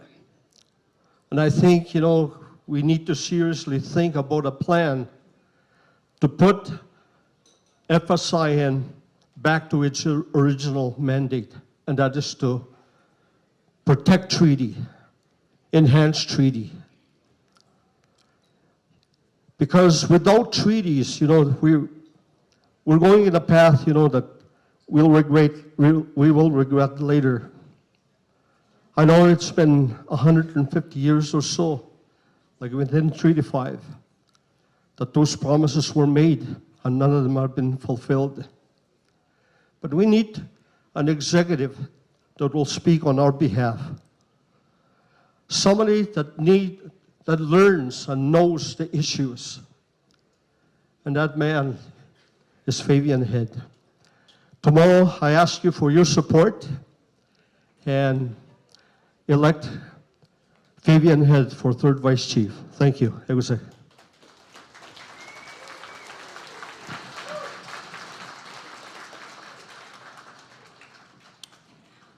Candidate Fabian Head, podium mic please, 10 minutes. All right, good afternoon. Nigano tinanas ko mau, kamatum na mamaitawi mau, umakisi ko agamigo ak, minutinanas ko mau, akete agagupinat si kikisipa okspogana, kagsepa kisimut sika, ksepa ayamya sika nudes, tinanas ko mau, minagagugyaw akete, utagapiek, minagyaw, hugumaga nagwesway wag delegates sa veterans, utagapiek, itatamskat na Minananas ko mau the drummers that are here, Fabian Head, to see gasun, Miguskwagas, Gutinia, rather Cree Nation Treaty 5 territory. I just wanted to start off by acknowledging our Creator, God, the Creator, for this beautiful day that we've been blessed with. I'd like to thank the elders for lifting the pipe this morning, the drummers as well for drumming this morning and singing the songs this morning, and also I'd like to acknowledge the delegates that are here, the councillors, the chiefs, the elders, the Women's Commission that are here, the youth. I'm very excited to be here. I was looking forward to being here, and I present my platform to you. I'd like to also thank all the nations that received me very well throughout the course of my travels. I've had four oil changes throughout my travels, so I'll give you an idea of how many kilometers I put on the Ford.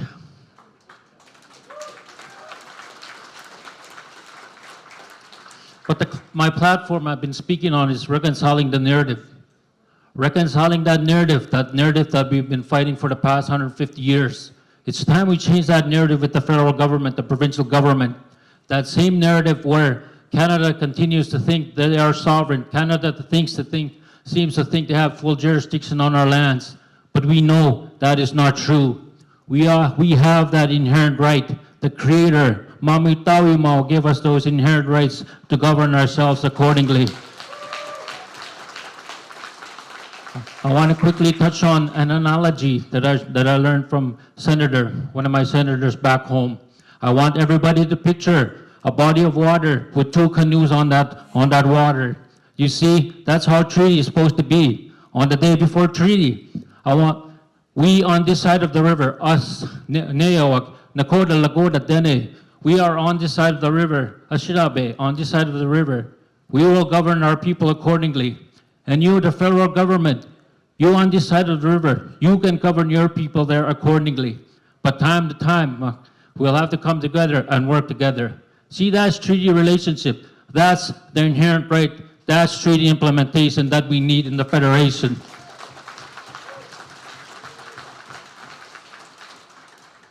And it's the inherent knowledge, that inherent awareness that we need to change that narrative amongst ourselves. We are individual nations. We are not First Nations. We are not Aboriginals. We are not natives. We are not Aboriginals. You are distinct people from your nations. Therefore, address yourselves according to your nation, to your nationhood. I am a Mikusquagagaskineo. That's who I am, asserting our jurisdiction. Thank you. You are not communities. Communities are for municipalities. And that's the nationhood that we got to go back. We have to understand that we signed treaty with Great Britain and Ireland. We did not sign treaty with Canada, nor did any of you sign treaty with the Liberal Party, the Conservatives, the New Democrats, Bloc Québécois, the Green Party. No, we didn't sign treaty with them. We signed treaty with Great Britain and Ireland. And it is King Charles III that I present you to challenge that narrative with him. You see, Rupert's Land was illegally sold to Hudson Bay Company. Hudson Bay Company sold sold that land to Canada, so Canada would become a country. We did not give a consent for that to happen. And that, my friends, we got to change that narrative with the federal government. You see, King Charles II, the king that gave that decree for that illegal sale of Rupert's Land, who is the current king right now? King Charles III in London. That's where the king is. That's our treaty partner is based out in London. That's the narrative I bring forth for your consideration as a vice chief, to think outside the box, to go after the treaty, the nation-to-nation inherent right. So I'm very passionate about that, and as you can tell, you can see that I'm very passionate about that. It's time we it's time we reconcile the narrative in justice. It's time we reconcile that narrative in health, the severe underfunding. Somebody mentioned, one of the candidates mentioned justice. Justice, yes, we have to assert our jurisdiction in the area of justice, where we can have our own, one day have our own courts, one day have our own enforcement, where your arm of the law can govern your people accordingly inside your reserve lands, your jurisdiction. And with justice, yes, we have to continue looking for our missing and murdered Indigenous women, our missing and murdered Indigenous men. We have to, we cannot stop. We are the original inhabitants of this land, and that the municipalities, the province need to acknowledge us, need to work those. We need to have a plan. The mutual aid agreements, or whatever you want to call them, let's have a plan to let them allow us to go into their landfills and search. These are our brothers, these are our sisters, our aunties, our uncles, our nephews, our nieces that are missing, that we are looking for. I'm glad Chief Marcel mentioned we had to do a search back home, missing for little Frank, and that took a toll on our nation. So again, we got to come together, provide a solution for homelessness. You see, when we get out on the grassroots and actually go talk to our brothers and sisters, our uncles, our aunties that are on the streets, what is it? Why are you here? Why are you here? Someone will tell you, I lost my identification. I lost my ID. I can't apply for any income assistance with the province or at my home fire, at my home nation. See, those are the grassroots issues. You gotta go out there and talk to the people. And that's, as a vice chief, that's how I'm willing to do that. Support our homeless brothers and sisters to get back on their feet. Because the day before treaty, we did not need money. The day before treaty, we took care of ourselves accordingly.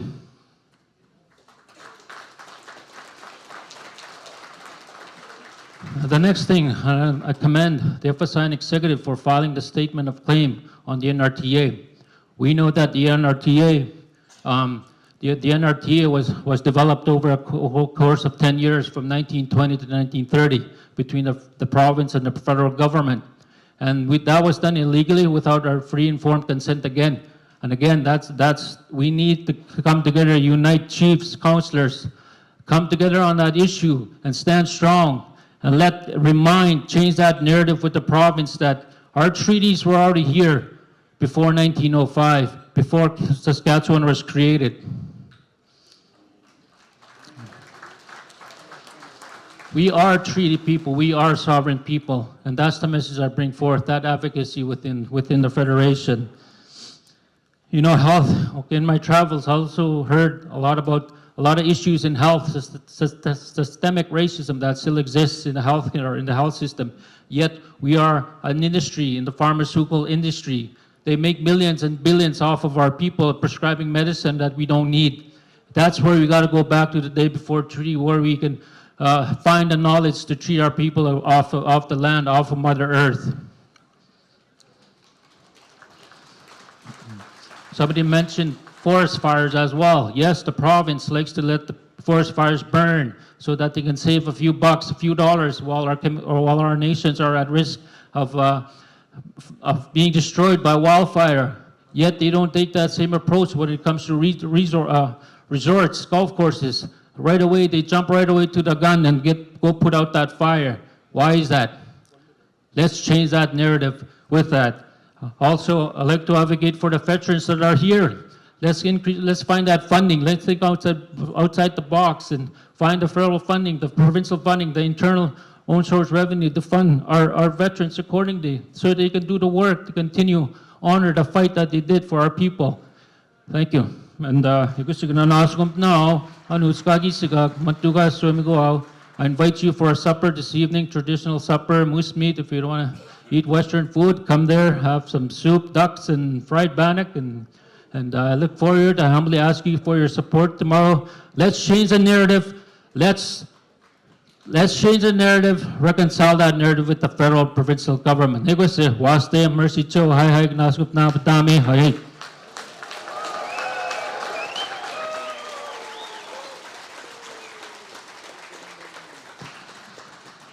Thank you. I would now invite the candidates for first vice chief to come up to the front, please. David Pratt, Jocelyn Campbell, Milton Gamble.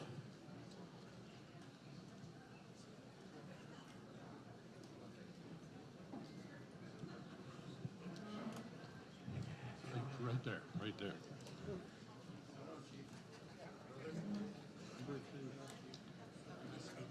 Mm-hmm.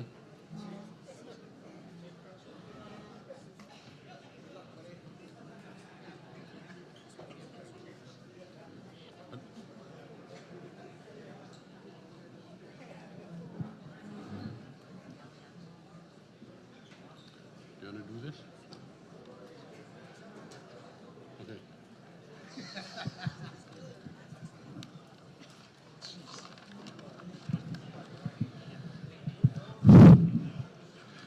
Attention, I just want to announce the Women of the Dawn event fundraiser, banquet and karaoke fundraiser to be held November 22nd, 2024 at the Regina Performing Arts Center, 1077 Angus Street, Regina, Sask.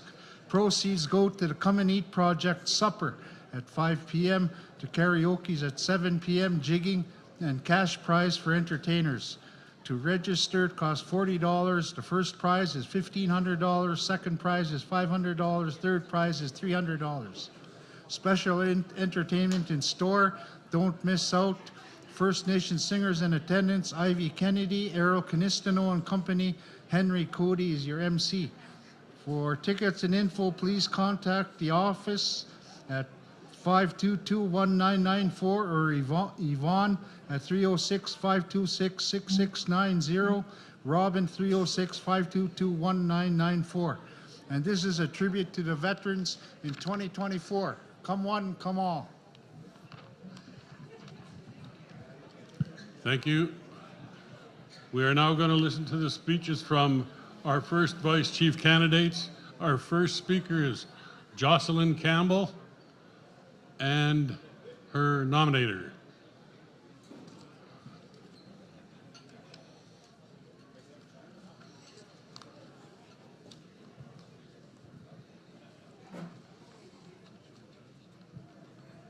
On their way up, I'll remind you once again, annual General Assembly meeting tonight, 5 o'clock at the Ramada Hotel on Ottawa Drive, 806 Ottawa Drive, Saskatoon.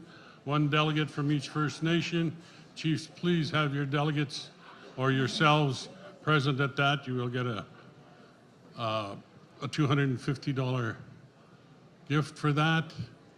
I'll now go to the podium for the nominator for Jocelyn Campbell. 5 minutes at the podium, Mike, please. Only 5.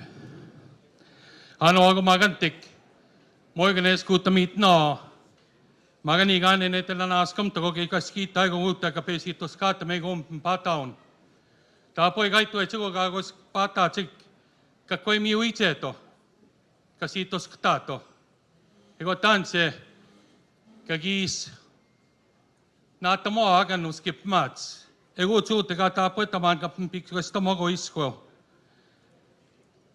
I'm honored to nominate Jocelyn Campbell. I look at her resume and I look at what she stands for in social justice and the education and the pedigree that she comes from. We all know that, I still call him Chief Elmer Campbell, in his involvement in the circle here on behalf of Buffalo River Dene Nation, and the issues and the points that he brought up on treaty and the mandate of treaty. And I heard that resonate through his daughter, Jocelyn. And I felt very confident and comfortable about who she is and what she stands for. And when we talk about issues, every single day we see on a commercial on TV, Kichamasnaigan, that sacred document that the treaty that the Métis are supposed to be signing with the federal government, and our federation has not even stood up to talk about why. Why are the Métis signing this treaty?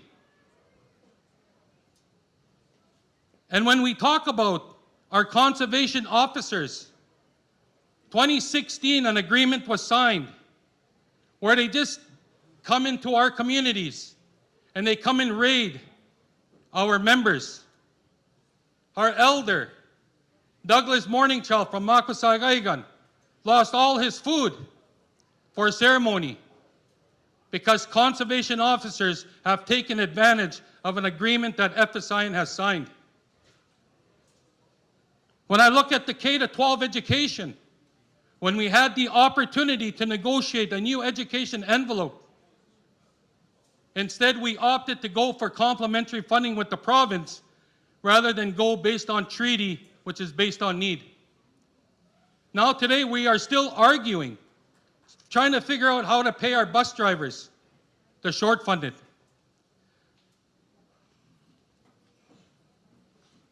The collective right of Fsin has been lost. Let's be honest about that. It's more about individual rights or ambitions. What deal did we make when we started paying Fsin, and who made that deal? Was this the assembly that endorsed us to start paying PST? Or did we go along with it because an individual that made that deal is a friend of ours? Because we can be friends, but it doesn't mean that we need to sell out our people.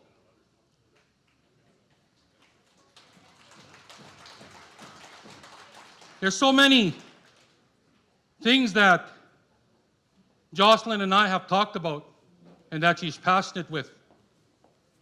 And the point that I really appreciated that she talked about to me was Fsin needs to quit playing checkers and start playing chess. We need to get to that strategic mind and start thinking about how we can be 4, 5, 6 steps ahead. The way our senators are directing us. So with that, solid leader, solid mother, awesome resume, deadly candidate. Ask for your support for Jocelyn Campbell. Thank you.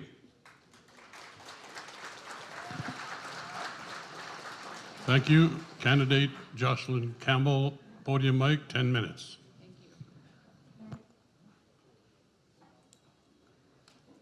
I'm going to start off by speaking in my language. I speak the Dene language. Si Jocelyn Campbell Hushe, Buffalo River Dene Nation Hutziasti. Sinyesa Jothi Nuhal. Nuni Dena Daitliam. Nuhal Taho Ho Asi. Duhu Nupa Ho Asi Nuhal Taha. Esla Adalai Dahu. We can get there. And I would like to just say thank you for having me here today. And this campaign has been a trying one for myself. My name is Jocelyn Campbell, and I'm from the Buffalo River Dene Nation. I'm 45 years old. I have my daughter here with me. She's 19 years old.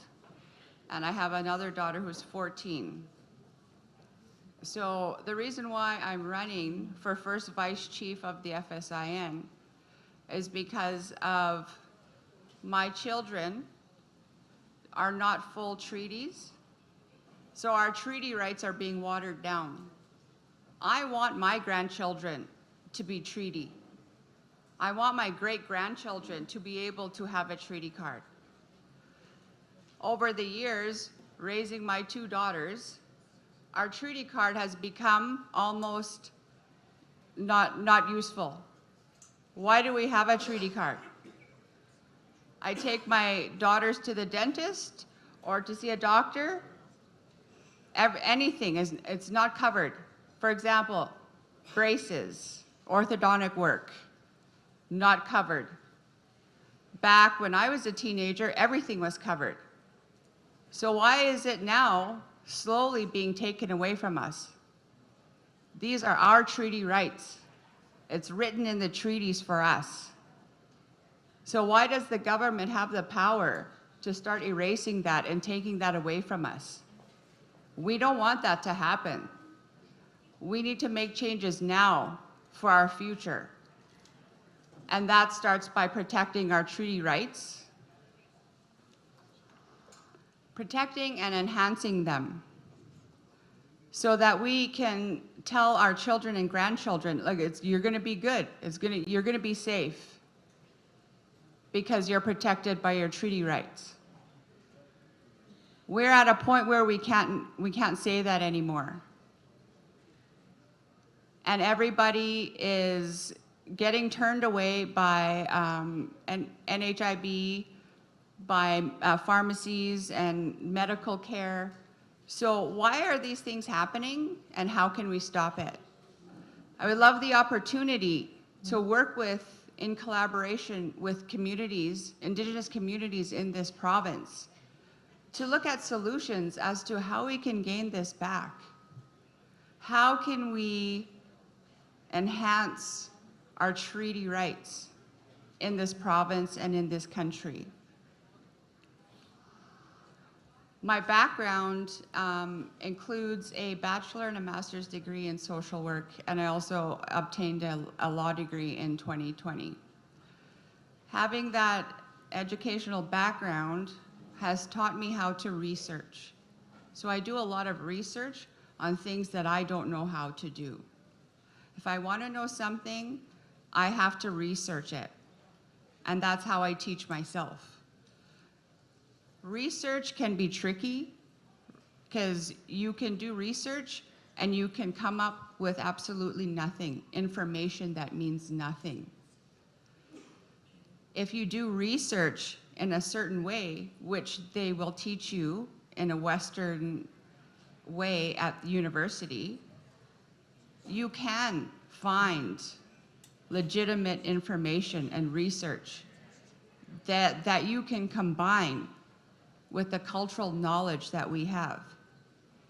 I like doing my research at the grassroots level. Our knowledge lies in our communities with our elders, our families, and our children. Going to the grassroots brings us our truth and why we are here. And if we combined the research from a Western colonized lens to the cultural lens that we all know about, we can come up with something that is workable. We could come up with solutions that is workable for everyone.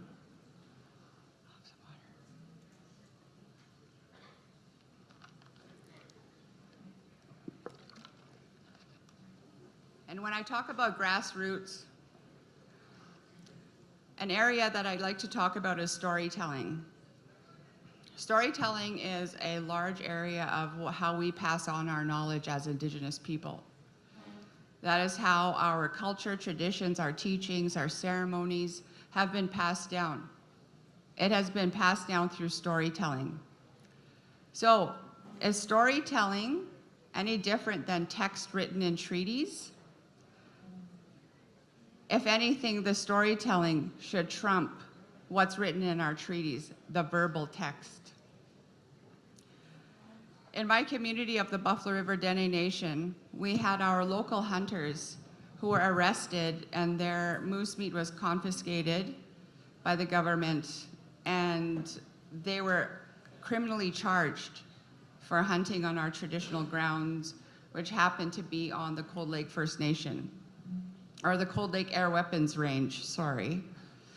And so that case took a total of 26 years in the courts. It was a long time, but the important thing about that is we ended up negotiating something fair with the government, but also creating a precedent for the impact of storytelling. Our elders tell us stories, and this case set a precedent to recognize that those stories are, in fact, very important and should be more important than what is written in the verbal text of our treaties. Jocelyn, hang on a second. Can I have some order in the House, please? Order in the House. Thank you. Go ahead. So treaty protection and the treaty enhancement is an important issue for me that I would like to work on and combine the research skills that I've learned to find information that may not be easily found by a lot of people. And I just want to end off my my speech by telling people why I decided to run. I do want to protect our treaties because my daughters are not treaty full. They're not 6 ones like I am. And to me, that's not fair. It's a system that's watering down our treaties to eventually where we're going to have no treaties. I want my grandchildren to be treaty. That might not happen because our treaties are a vulnerable piece of legislation with broken promises by the government. How do we save that? How do we prevent these from happening? We do our research, we go to the grassroots, get the knowledge from there, and that's how we may be able to come up with solutions. And I'm running because I believe that the FSIN needs change. And I'm going to be honest when I stand here and say that there may be things that I could do differently that would be helpful for the FSIN. We are faced with an opportunity right now to make a decision on what we want our future to look like. What does the FSIN look like now? We can keep on with that, or we can decide that we want change. We have that opportunity. The opportunity is here for each and every one of us. And I urge everyone to choose wisely, because we want the FSIN to be a legitimate running agency that promotes integrity.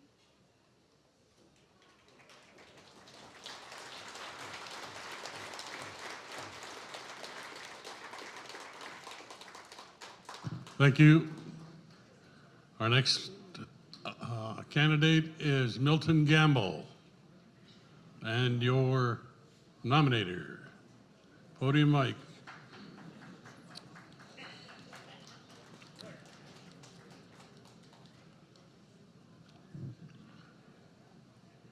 Five minutes at the podium mic. Good afternoon, honored chiefs, senators, elders, and community delegates. I give thanks to the Creator for this beautiful day, for the gift of life, and for bringing us safely together. I am grateful and thankful for the elders who lifted up the pipes and I offered prayers on our behalf today. We are gathered here on Treaty 6 territory, the traditional lands of the Cree, Dene, Nakota, and Dakota Sioux, Saulteaux, and Inuit peoples. My name is Kirby Constant. I'm Chief of J. Smith Cree Nation. I stand before you because I have a deep belief in the strength of our people, in the unity that binds us. If I may, Chief, could I have some order in the House, please? Order in the House. Thank you. Can I have my 10 seconds back?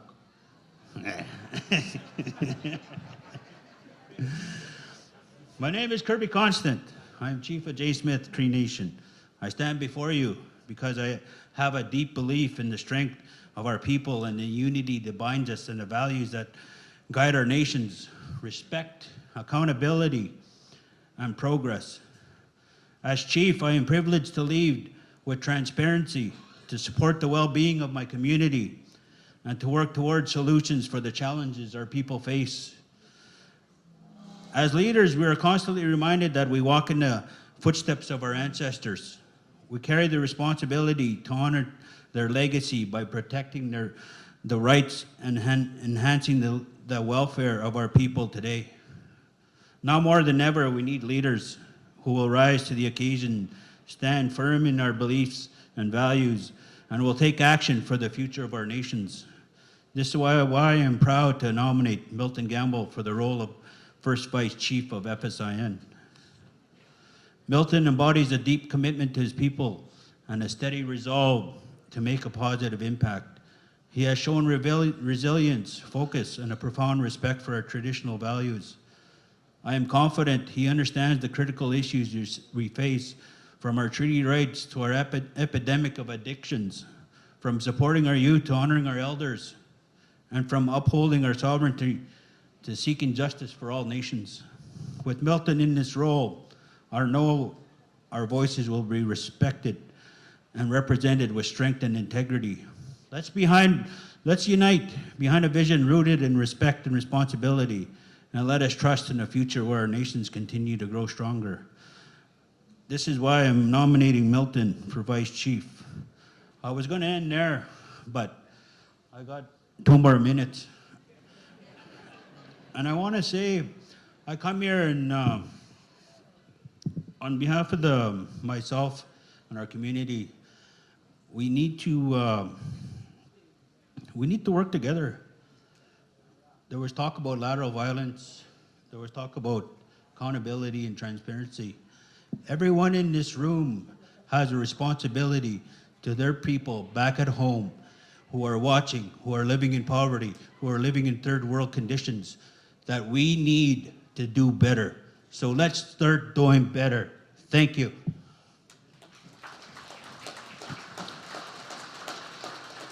Thank you. Candidate Milton Gamble, podium mic, 10 minutes.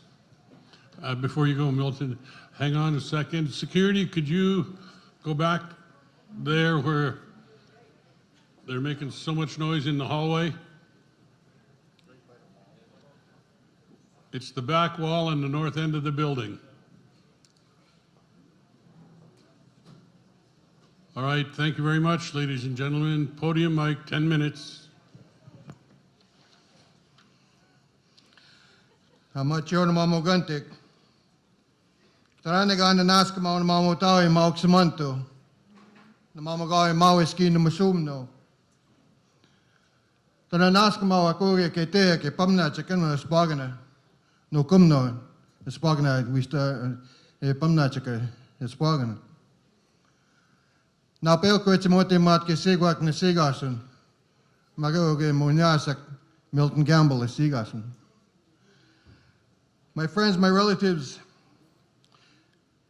I give thanks and praise to our Creator for giving this opportunity to celebrate life, to celebrate this day, to celebrate with each other, as we all come together on common ground to see that there is a chance for a change in the vision of our institutions.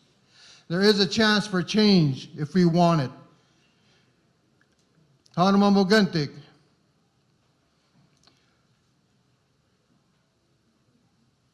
On November 5th, I'll be celebrating my 26th sobriety birthday.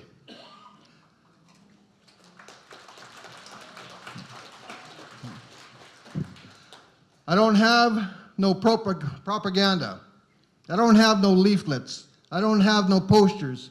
I don't have no pens. I'm not promising supper. I'm not promising breakfast. I'm just a common man with a voice that the teachings of our elders gave us. The Creator gave you a mind.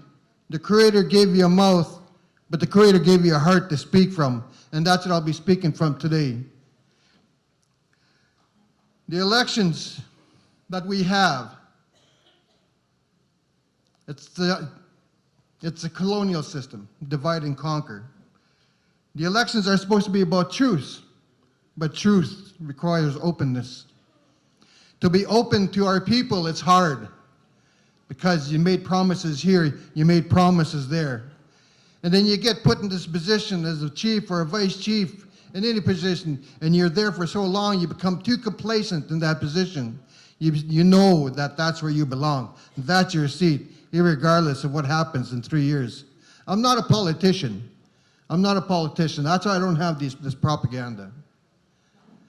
I'm an individual that walks and talks in the teachings of our elders that we need leaders up here. Am I that individual? No, you are. I'm just a vessel. That's all I am.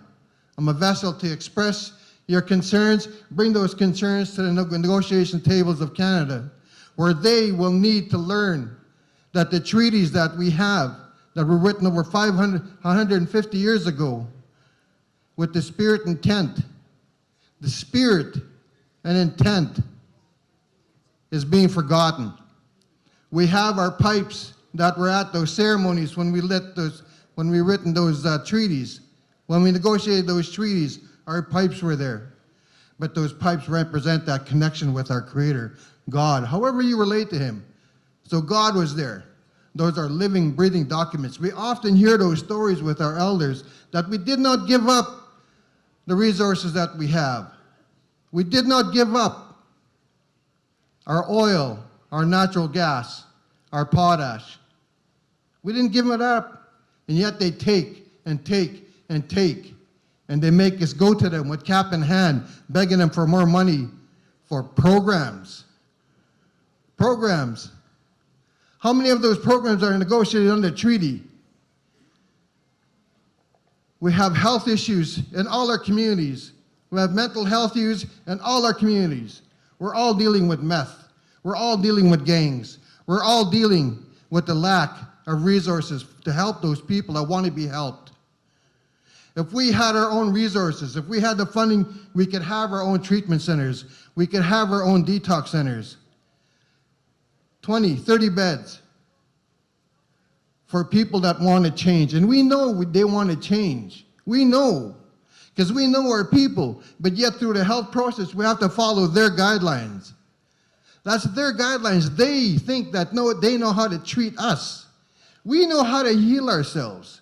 We know how to help ourselves. We have our people that have the training to help ourselves. We have the knowledge of our elders that shows us how to help ourselves. We need to start thinking outside the box on that issue. Justice. Every other community that we have, the least funded issue. But yet in the treaty, it says the redcoats are supposed to be protecting us. That's a treaty promise. Why are we not fulfilling that treaty promise? Why are we not going to those tables on justice issues? You know, I'm just a young man. I still call myself young because I'm only 60. Power Trail, I'm golden age.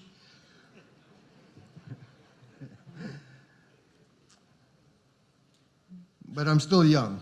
I know we have elders out there that have that knowledge. They have that teachings. They have that understanding that they need to preserve and protect the words that are in their hearts, the words that are still in their minds, the memories that they still have. We need to harness that. We need to capture that. I watched that video of late Elder Mayo talking about treaty, saying that housing was a treaty right. Did the government expect us to live in teepees for the rest of our lives? No, they gave us the right to get lumber. They gave us the right to go get that wood. And yet the wood is constantly being taken from us. The lumber is constantly being taken from us, and we're not saying a damn thing about it. We're not saying a damn thing about it. As an institution, we'd be advocating for that. That's our job. I have my son up here, 27 years old, hasn't drank, smoked, touched alcohol in his life because of the teachings of our elders.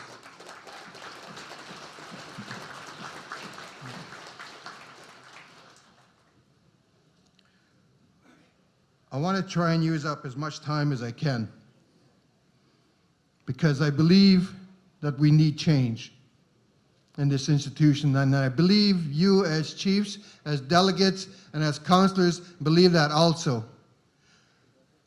I believe that you will be bought you'll be bought to a realization that we do need a stronger advocacy here. We do need a stronger standing here. You have the power to make that change. Do I have doubt in myself? No. If I did, I would not put my name on that ballot.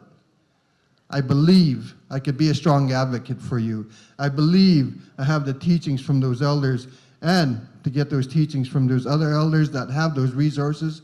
I believe in our Senate. I believe in our veterans. I believe in our ladies. The women that we have around these tables where our ceremonies originated came from. You have that knowledge.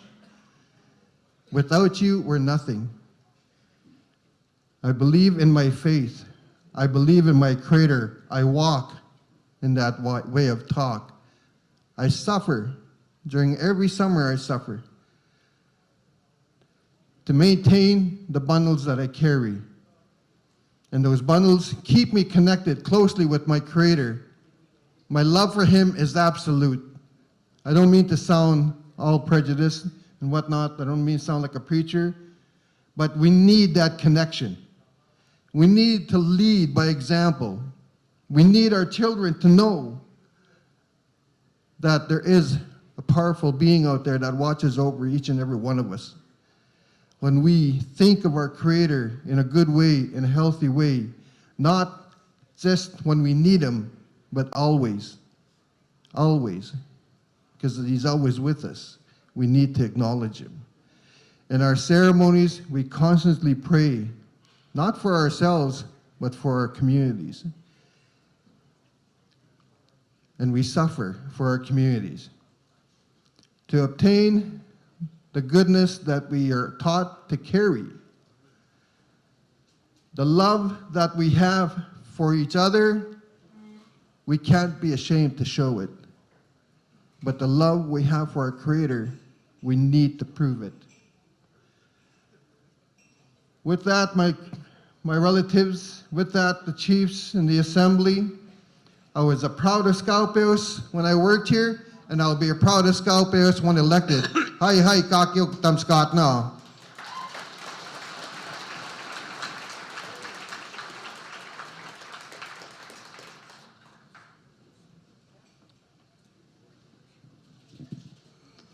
Thank you, Mr. Gamble. I'll now call upon our last speaker for first vice, David Pratt, and his nominator.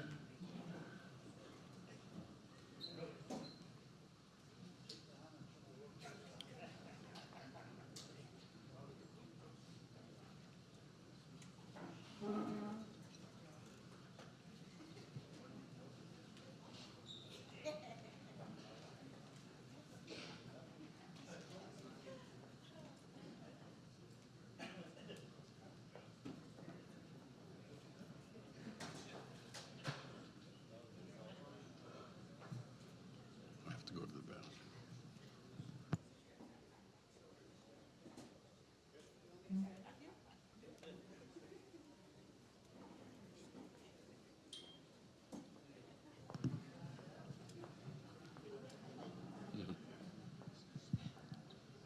Tinigi.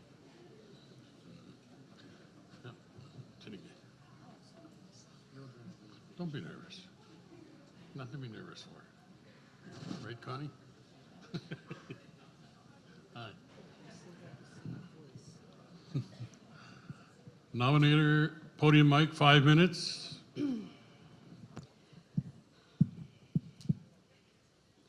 Short and sweet. I always save the last. I always save the best ones for the last. These two. Anyway. Nanaskamit now. Thank you. My friend Chief is looking at me here. Anyway, nanaskamit now. Hanoskagisagak. Naskamit now in a good way.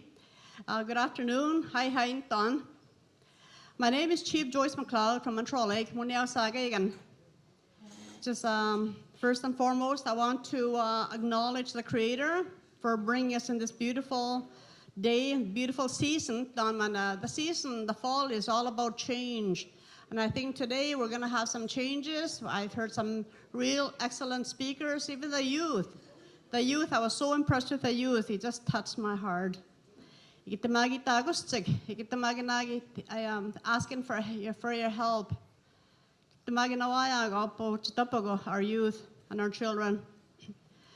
I acknowledge the elders who raised the pipe this morning with a strong prayers. Veterans, senators. I always call the senators the knowledge keepers. As the elders, they've gone through this probably many times, many years. And the drummers, our drummers here, the delegates, and especially to the Youth Council. I want to also acknowledge all the observers. My council are here. My observers are here. I even brought a bishop here.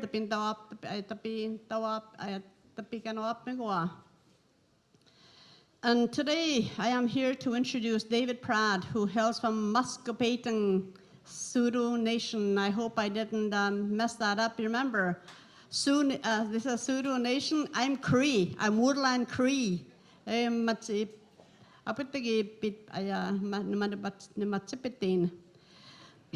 Muscopatan Sioux Nation, Treaty 4 territory. David has a long history in advocating for your inherent and treaty rights, child welfare settlement agreement, and holding Canada responsible. It doesn't only take David, it took a whole team of his technicians. And I saw them at work at the AFN and how they worked together.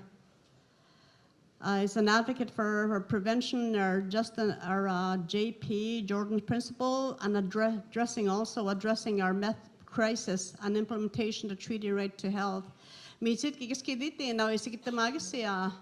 And our own communities, our youth, our own band members on the streets. But all of this comes from the trauma that we faced as foster children, aged out. You get the magistic. Without lacking education and lacking those resources, lacking the services that we should be providing them.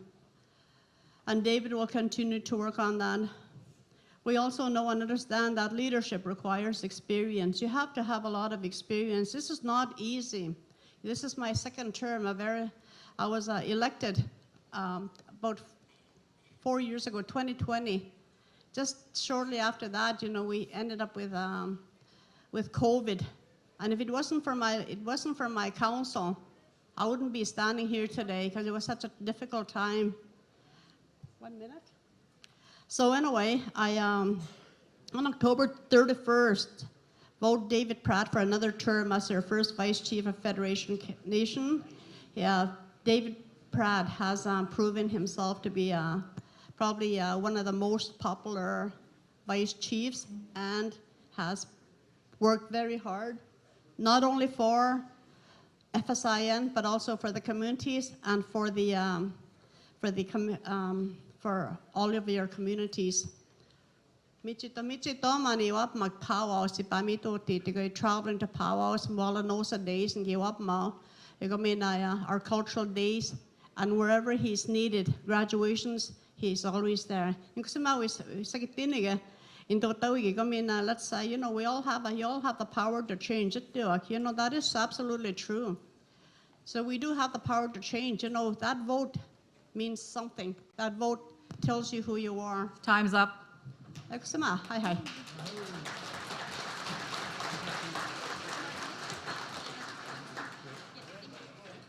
Candidate David Pratt. I'm going to start my own timer here because sometimes I get long-winded and a lot of you know that already. First of all, it's good to be here. First of all, get Scott Tinawa, the Wago Gamantik, David Pratt, and Sigo Sun Muscapeting Wachenya, Tonsigya, How Kona, Aglenate. I agree to each and every one of you today. I first of all acknowledge the pipes that were raised this morning and lifted for things to go good today and tomorrow. It's been the honor of my life here, to be able to serve at your federation, which I believe is still, I don't care what critics say on Facebook, I still believe it's the strongest treaty organization in all the country.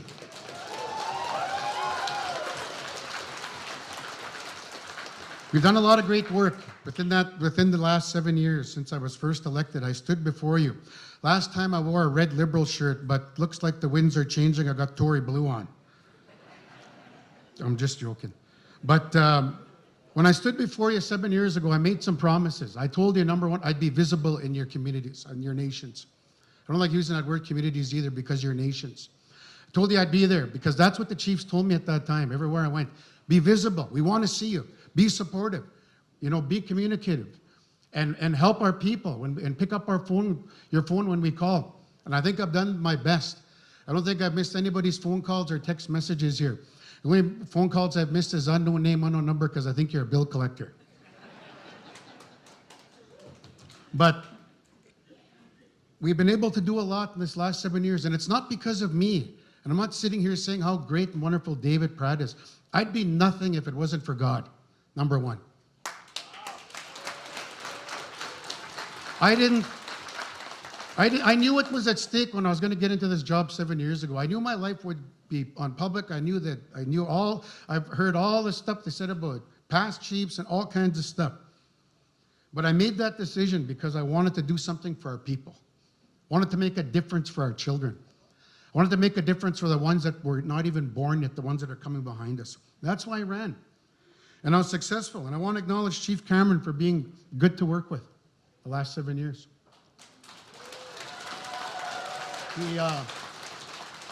He's never once disrespected me or anybody that I've seen.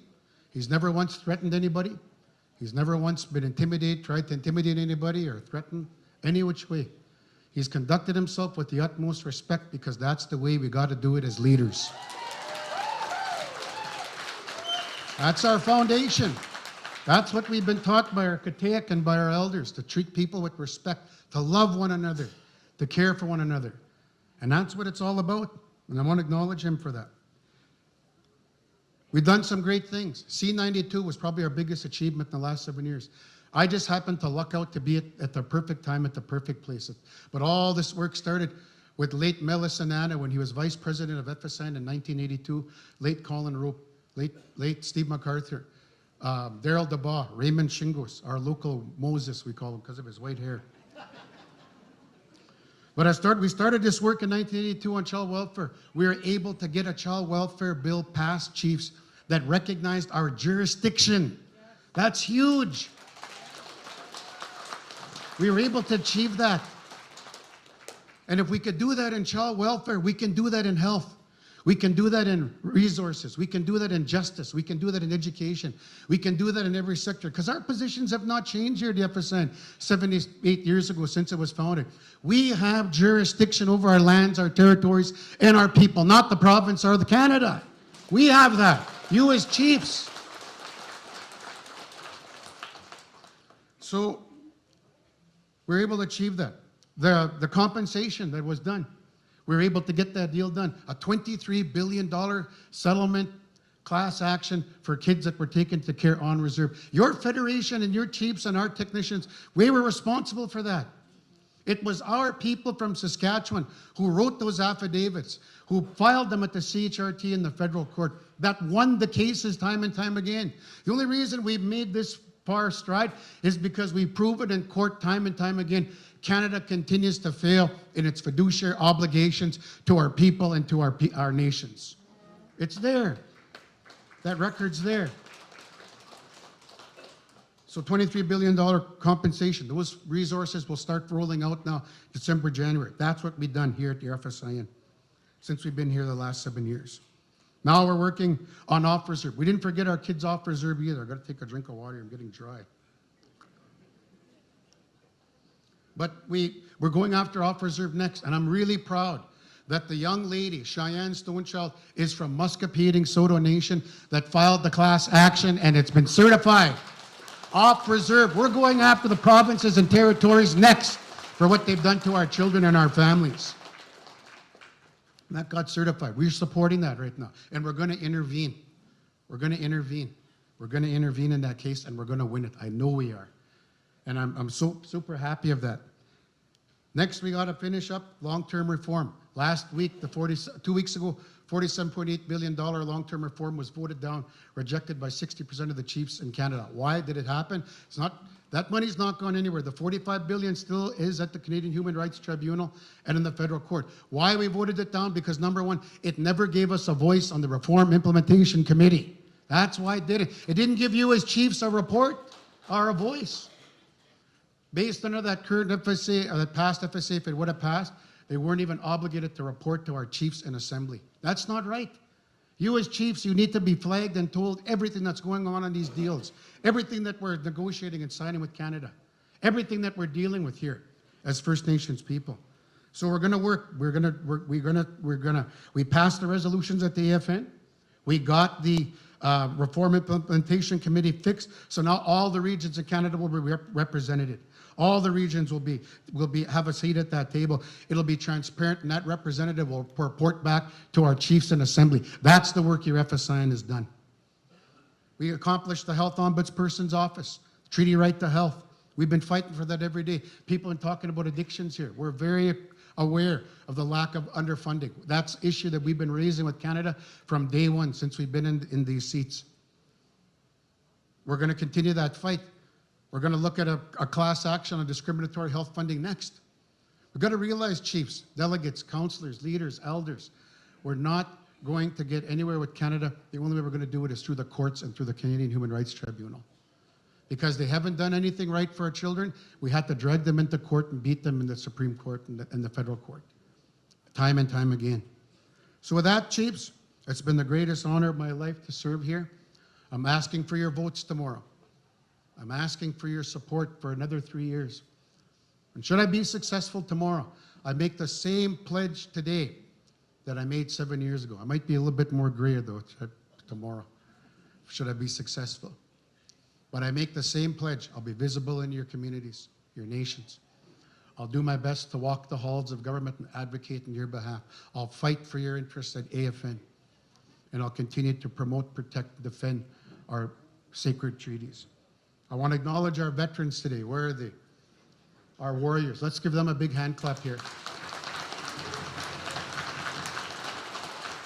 Because our veterans, and too often we forget this, and sometimes our young people don't even know, if it wasn't for our veterans, Fsin would not exist as an institution. It would not. When those World War II veterans came off the boats and the trains to come back after the Second World War and were sent to the reserve, Archie Wadidika was one of them, Chief John's dad. My late Uncle Howard Anderson from George Gordon. They come back. You know what they were? They were treated like prisoners of war, put inside the confines of the reserves and couldn't leave without a permit after giving their lives and their blood to defend this country. We got to acknowledge that. So I recognize that today. I acknowledge each and every one of you here today. I humbly ask for your support. Should things go well tomorrow, I make that promise. Kentucky Fried Chicken in every house. No, no, no. I got to wrap it up. Giving me the hook here. I thank you for your support. It's been an honor the last 7 years. And folks, I want to leave you with this. With all the challenges we're facing in Indian country, I'm confident and hopeful for the future that the best is yet to come. Aho, miigwech.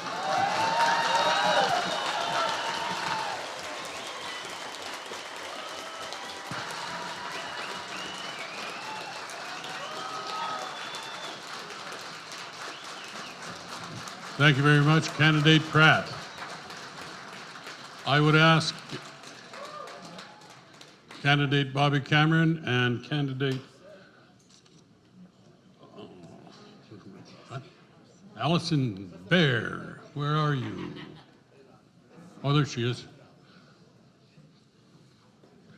They're on their way up.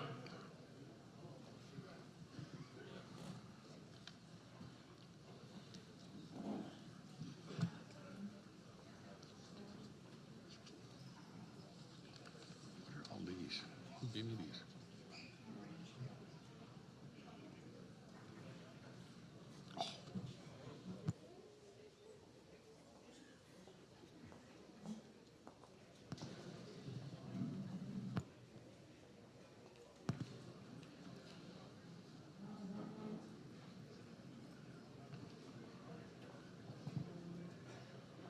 Once again, it's a random draw. There's only 2 tickets in there. If you got number 3, you don't get to speak. What number you got? Number 1. You speak first.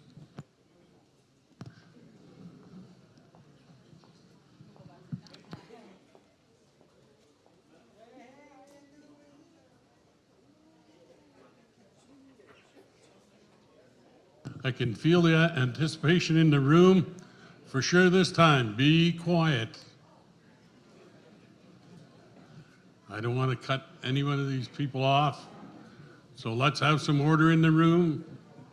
We only have 2 speakers left. And then I'm going to have a few closing remarks for the day.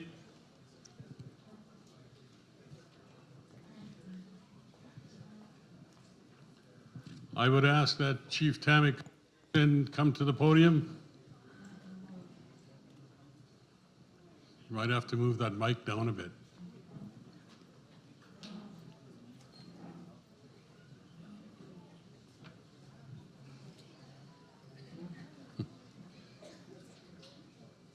Thank you.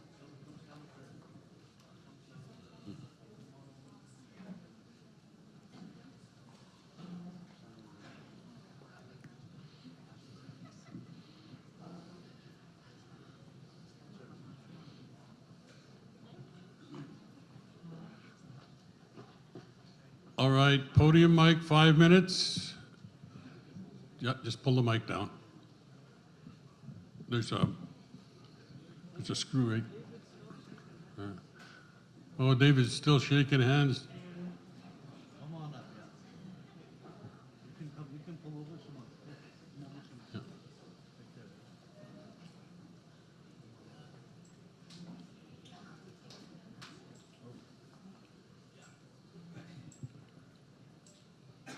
Put your hand up when you're ready, Chief. All right, podium mic, please. Good afternoon. Kita tamskat na ka kita ntoti mag. Iko minuwa ko magantik. It's a real honor to be here this afternoon on Treaty 6 territory and the homeland of the Métis. Iko na naskamo our electoral officer Milt Burns and his team. Thank you for running the election for the Federation. And I humbly greet each and every one of you, my relatives and my friends, our youth. I want to thank our youth chiefs that came up here, made powerful statements, and gave us hope and encouragement on what we need to work on. Nanashkamag, Yogihtieg, Senate, veterans, Dinige, Domsteigawichia, Women's Commission, Hogimakanag, chiefs, counselors, Nog, delegates, all invited guests. It's a real honor to be nominating Bobby Cameron for FSIN Chief. I've stood here to nominate him in other elections, and he's always in our communities. Both my late parents were always delegates at the assemblies, and my mom, Miriam, and my dad, Charlie, they had the utmost respect for Bobby Cameron, and they loved him because of who he is. He's very humble, he's kind, and he's respectful. And he's compassionate. He comes to our communities. I've seen him visiting at the hospitals, at homes where people are sick. I've seen him in our communities. Whenever there's a loss in our communities, he makes it out to our communities. Graduations, he comes to our graduations, our celebrations. When we had the summer games, he was there. At all the different events that we have, he stands up for our treaty and inherent rights.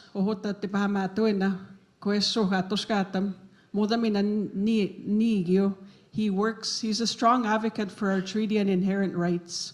If there's anything that needs to be protected, he's there, and he works with our chiefs, our counselors, and our communities. He's a strong advocate for hunting, fishing, trapping. And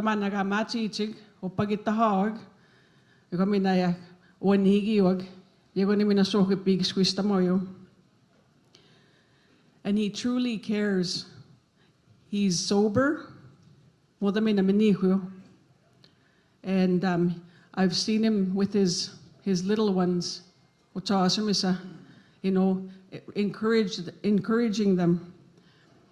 And I just wanted to talk about a few key things. There's a lot of work that Bobby Cameron has done in his tenure as chief and also as vice chief. When we started settling our cows and plows claims, our agricultural benefits claims, the provincial government came out with a policy to say that anyone that got over $15,000 would be cut off welfare. And he made that change. He right away, he was there to kick and say, no, you can't cut off the most vulnerable that need that help. And we were able to succeed with that, with Chief Bobby's help. He also helped us with our treatment and recovery center, the Woodland Wellness Center. Without him getting us to the tables with the Prime Minister, the ministers, we wouldn't have that.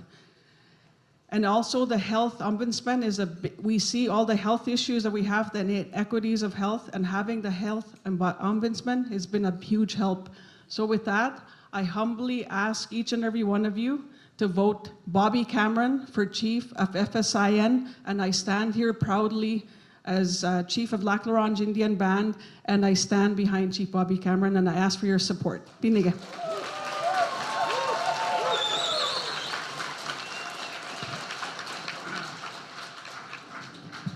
Candidate Cameron, 10 minutes at the podium mic. Aglanate salutena. Neba horili wale. Anin sagwa denewe maganak. Amadak yapi. Apetu washte.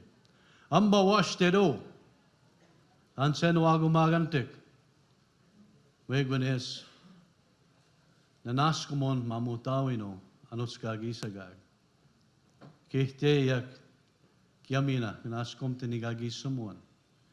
Igagisumos na maway pito ataros poagan.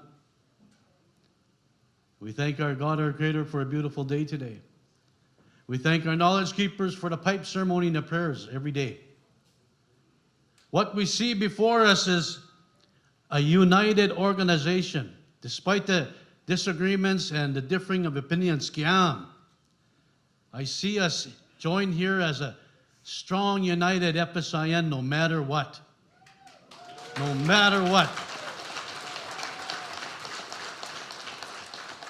And we're taught, forgive those that do wrong.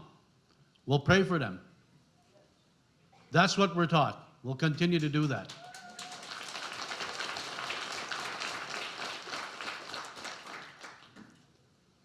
At the Fsin, we've always been inherent and treaty-based.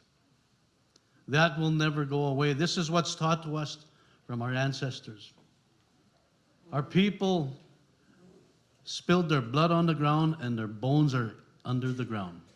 The residential school system. They didn't die for no good reason. They died so we could continue to implement and promote and protect what is guaranteed to us when it comes to treaty. Our treaties are of sacred documents. They're of international law. They trump federal and provincial law. This is what is taught to us. This is what we know. This is what we believe. Chiefs and councils, everyone that's here, we want to acknowledge you. At this time, I see a whole lot of women in the crowd. Women behind me. At this time, let's ask all the women and grandmothers to please stand up. Basagoa. The most powerful people we have are our Indian women.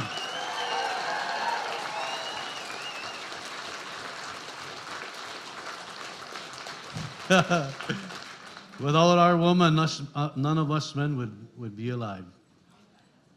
Without our woman, none of us men would get heck when we need to hear it. So I want to say this to all you women.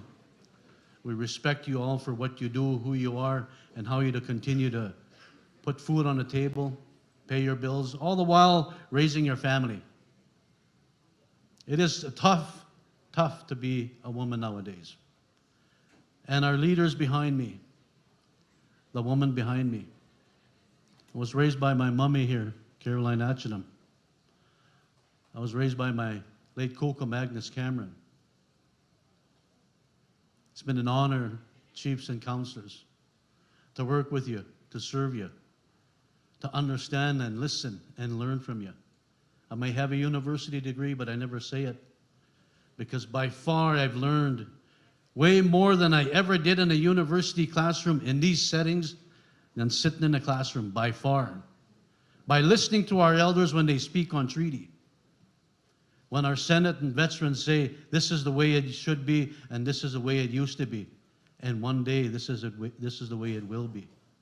We acknowledge all of our old people that way. We acknowledge our Yellow Quill Chief John Machiskinik. He's doing much better now. Prayers have been answered.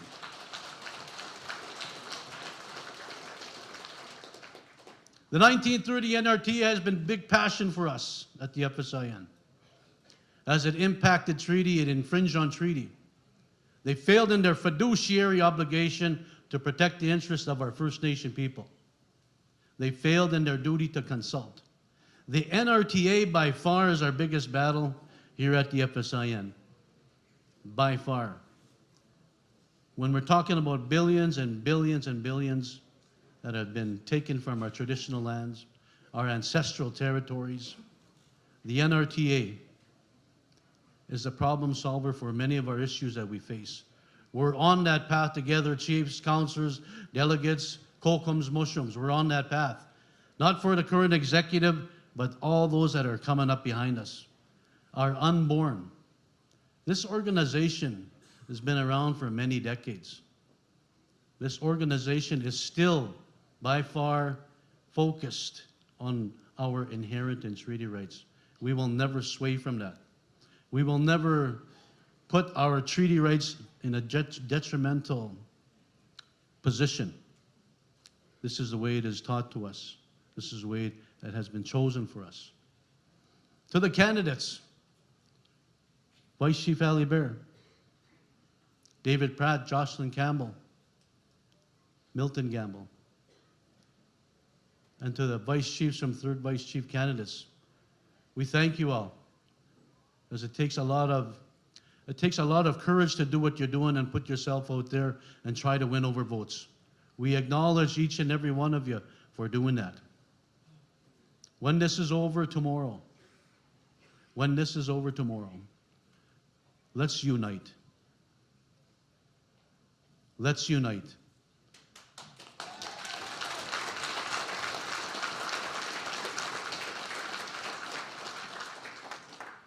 Because our little ones are watching us.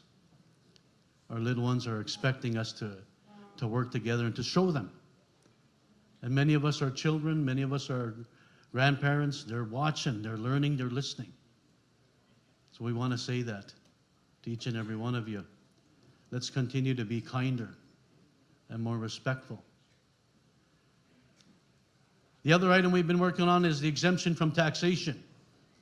When our chiefs signed treaty in the 1800s, one of them was the exemption from taxation. Since then, GST has been forced on us, PST, carbon tax, just to name a few. Our elders say those are inherent in treaty rights, those taxes that we should never have paid. We launched that class action lawsuit at the end of August from our chiefs in assembly. We're moving forward on that, chiefs and councilors and delegates, to right the wrongs of the past, to do what's right.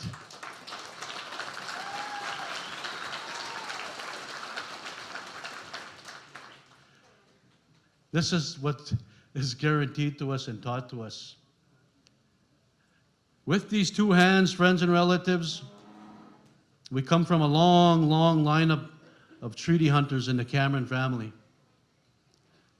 With these two hands, you saw what happened this morning when we went walking in the bush, when we followed protocol to have a good, successful hunt. Each and every one of you were given a special gift from Mother Earth that our Creator gifted myself and a few other hunters to provide each and every one of you a small token of appreciation for you being here. A small token of appreciation for your support tomorrow, because when it's over and done, Bobby Cameron is going to be your chief.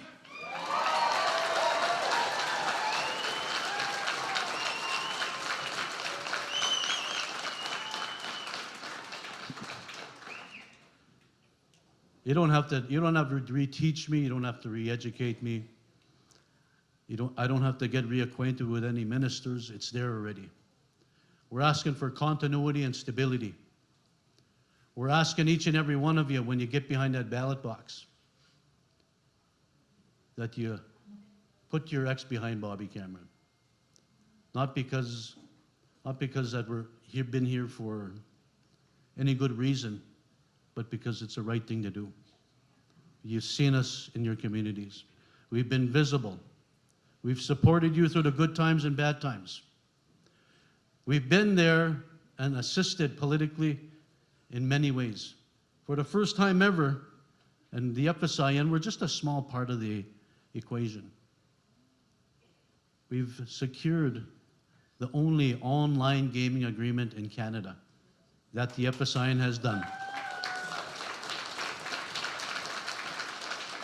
This evening, join us at 6 p.m. at the Prairieland. Great food, great entertainment, great friends, and great laughs. Hi, hi.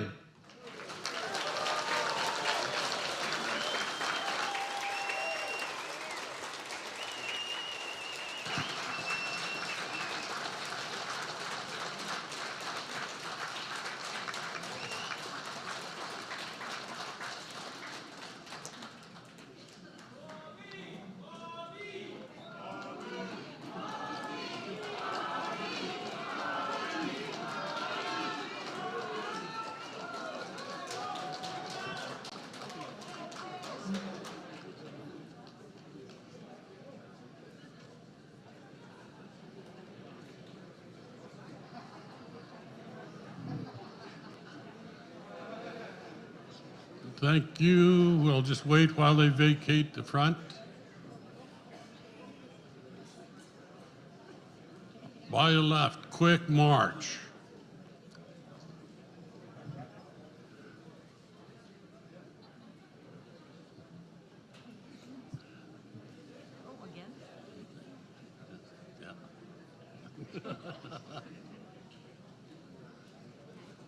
Thank you. Thank you. Thank you very much. Our next candidate, Allison Bear, who is coming with her nominator, Matthew Pegan. I know. Matthew Pegan, podium mic, please, 5 minutes. Thank you, Mr. Speaker. Good afternoon, ladies and gentlemen. Our elders over here. In these assemblies, you always notice I always pay homage to our elders, to our veterans, to our cookums, to our mums, to our daughters, to our women first. Because without them, we would not have life. And we hear the horror stories that our women have been subjected to. The missing and murdered Indigenous women and girls.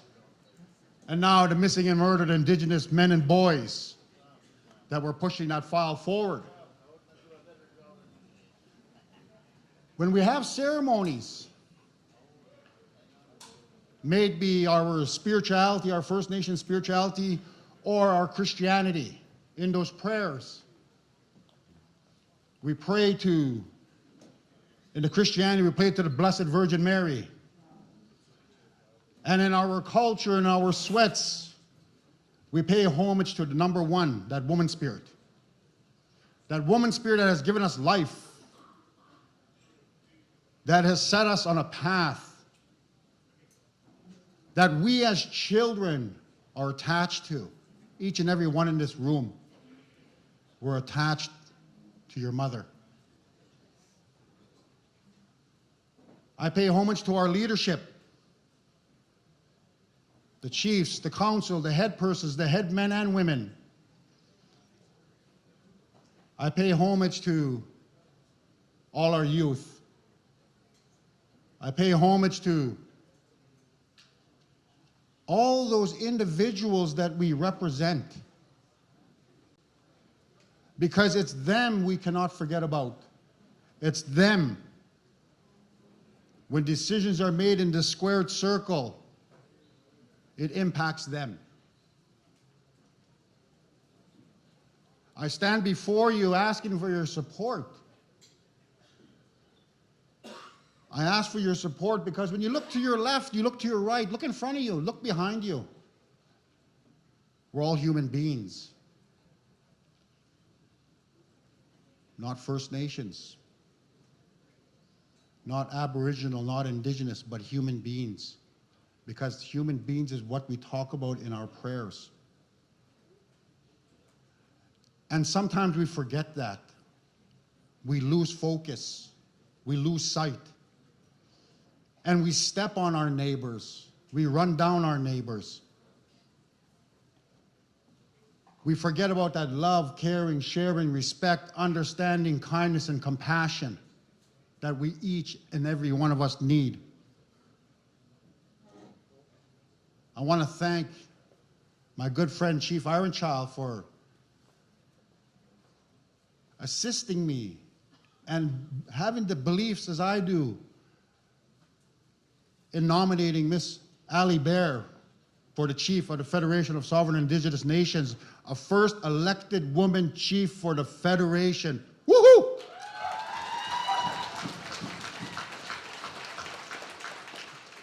Ali Bear is a mother of two and also was called to the bar, the legal bar, in 2021. And Ali Bear, as in our ceremonies, when we pray to our woman spirit to bring new life, Ali Bear wants to bring new life to the Federation. She wants to bring new life to the Federation on what we're supposed to be all about. Love, caring, sharing, respect, understanding, compassion. Ladies and gentlemen, I need you to band together tomorrow. When you see Ali's name there, put your X, as Emery Burning Grass would say. Put your X right there. And we'll move on tomorrow in a good way. I want to introduce to each and every one of you a candidate, a special candidate, a mother candidate to the Federation of Sovereign and Indigenous Nations Chief's Office, Miss Ali Bear.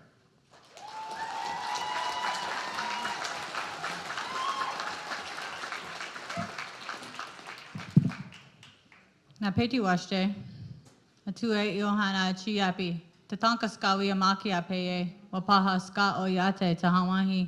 Good day, everybody. My name is Tatanka Skawi. I'm from Wapaha Ska Oyate, which is Whitecap Dakota Nation. First and foremost, I want to give thanks to those that lifted the pipe today. I want to acknowledge all of our elders, all of our traditional knowledge keepers, our veterans, our senators, all the leadership in the room, our youth chiefs, and every single person from the doorway in to the doorway out. I greet you in a good way with a good heart.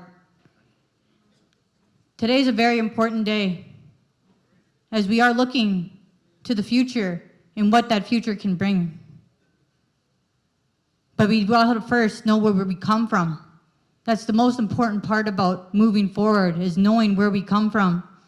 And so I want to first and foremost acknowledge my grandmother here today, because she's getting very old, and it's an honor that she's still here. She's my last living grandparent, my grandma Baki, my grandma Ruth Cameron. She's from the Cowes First Nation, Treaty 4 territory. And she's so happy to be here today, and it's just an honor to have her with us still. So thank you, and my children that are here, because first and foremost, before I'm anything else, I am a mother. And I am a daughter, and my father's here, my mother's here, and I'm also a sister, and I'm a friend. And I want to give thanks for the past 3 years and all the work that I've done with all of our nations across this region. It's a big responsibility, and there's a lot of work that needs to be done, and that's something that our elders have shared with us. And my elder, Lorna Standing Ready, she continues to say that there's so much work that needs to be done. We cannot stop now. This is only the beginning. At the end of the day, we see what's happening. We know what's happening. You know it. I know each and every single one of you know it in your hearts, what's happening in your nations. And we do need to work together, and we do see the divide and conquer. We do see that interrupting our growth. We do see that interrupting that connection to land and who we truly are. That connection to land is being disrupted by a colonial government, but yet the colonial government continues to implement legislation on our land and on our bodies. Violence on our land, violence on our bodies. We must do better for the future generations. We're coming to a very critical time in our society and in our lives where we see climate change fast approaching. Where's our emergency response plans? Where's our strategies? Everything's very reactive. We're putting out fires after fires, and there's no prevention being implemented, and we see that today. We need that prevention for our children if we want them to be here, if we don't want to leave them with nothing, because at the end of the day, they're going to grow up and they're going to say, what did my mom and dad do for me? What did my grandparents do to me? And that's up to us. That's up to us right now. The future is now. We don't have time to waste. We must act now. We must walk our talk. We must practice what we preach. Because yes, words are nice, but what's better is action. And that's what we got to do. Just like our ancestors did. They stood up and they fought for this land. They fought against genocide. They survived residential schools. And they didn't do that so that we could continue to see our youth get younger and younger, trying meth, killing themselves. That's something that we feel deeply in our souls and in our hearts, and it rocks us every single day. We have to bury another one of our relatives. We have to bury another youth. That is not normal. We need to stop normalizing what's happening in our nations. This meth crisis is not normal. The fentanyl, the overdoses, this is not normal. We need to wake up. We can't just say, this is all good. This is what we're gonna pass on to our future generations. I'm a mother. I want better for my babies, and I want better for all of your babies. And I will make sure that I will get up every single day. And I have that relationship with those ministers right now. I have that relationship with the federal government, with the provincial government, and I know that I can help you build your nations together. I can open up those doors, and we can go through those doors, and we can have a strategy, and we can have a plan ready to go in hand. Because that's what we need. We need to be strategic. It's not just about using our minds, but it's also about using our hearts. When we think about revitalizing the tradition, the Convention Act is already there. We don't have to reinvent the wheel. We already have our Senate. And we need to utilize them more. We need to put more funding into them and our elders and to our youth. When I was first elected, there's not a lot of funding that was meant for our elders and our youth. There's no elders portfolio. There was once a council of our elders, and they held a tribunal. We need tribunals. We need Indigenous courts. We need to prosecute our own laws. We want to enforce our own laws on our own land, to build safer communities together. But we can't do that if we're going to continue to breach our own laws. We're going to continue to break our own laws. The government's never going to take us seriously. We need the government to take us seriously. We need the government to know that we didn't overcome genocide so that they can continue to bulldoze us over, because we are strong and we are resilient and we are proud and we aren't going anywhere. We're here to stay. And so are they. So that means we have to work together. And that means we have to work together. The lateral violence is killing our people. And I see it every day. I see it online. And we're teaching our little ones that this is okay. We talk about intergenerational trauma, but the reality is we need to move on to intergenerational healing. What we focus on is what we manifest. If we continue to focus on the trauma and talk about the trauma every single day, then that's what we're going to continue to see. We need to start focusing on the intergenerational healing, the intergenerational wisdom, the intergenerational knowledge that is passed down through the blood in our veins, the intergenerational warrior that's inside of all of us. And we need our little ones to know that they are strong, that they are beautiful, so they can be confident, and so that they can overcome all of these barriers that are going to continue to hit them every single day. Because we can't walk with them into those colonial spaces. We can't be with our children every single day. So we have to make them strong, and we have to show them a good path forward. And that means being transparent and accountable. That is key to building a good governance structure. I want to help do that. And I want to do that with you. I want to work together. I want to listen, and I want to take action with you. Because at the end of the day, when I go home, it's just me and my girls. And a lot of people told me I couldn't do what I'd done today. A lot of people said, you can't be a lawyer as a single mom, a Native single mother. You can't do that. A lot of people told me that I wasn't going to be able to, get out of the hospital bed when I got into a car accident and I went face first through a windshield and I lost my right eye. They said, no, you're not going to be okay again. But you know what? Here I am. I am okay. And so are we. And that just means that I am proof that all of our kids can do this, that we can overcome these obstacles, and our little ones deserve that representation where they can look at you and they can see themselves represented, and they can say, hey, I want to be just like you. And I can say, hey, you can do anything you want to do. And that's the most important thing to me, and it's the thing that's kept me going, because it hasn't been easy being in politics. It hasn't been easy being a young woman in politics. But you know what? Every time I go into our nations and those little ones run to me and they say, I want to be a chief. And I say, you can be a chief. You can be anything you want to be. That's what I want for our children. I want them to grow up in safe spaces. I want them to understand who they are. Because if we don't know where we come from, we'll never know where we're going. And at the end of the day, it's really important that we acknowledge our kinship laws. And our kinship laws and our Convention Act, we don't need to reinvent the wheel. We've sustained ourselves since time immemorial prior to European contact, and we've lived in harmony with all living things. This is our responsibility. Yes, we have rights. Yes, we have treaty and inherent rights that need to be protected for the future generations. But at the end of the day, we also have a responsibility. That responsibility is to hold one another accountable. Hey, you see somebody not doing something right, then 6 seconds. parame. I'm just saying though. But yes. Time.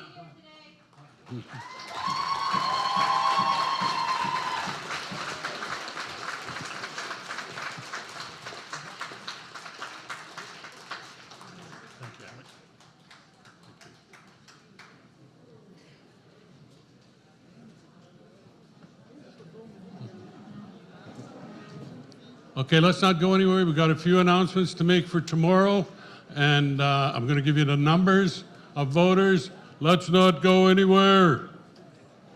Just hang on.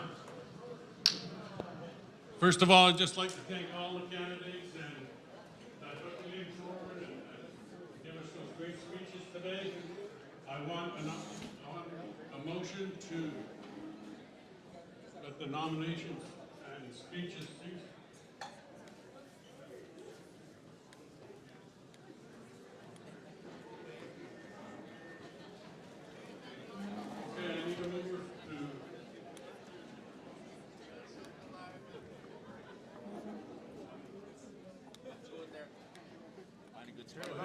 Are we on? All right.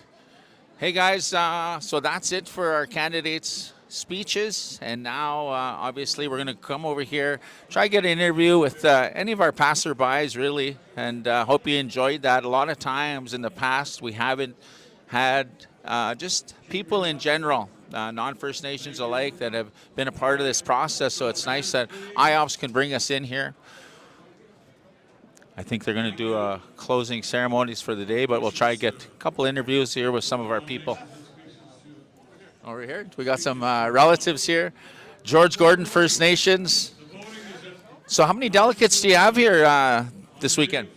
We have approximately 23 delegates here.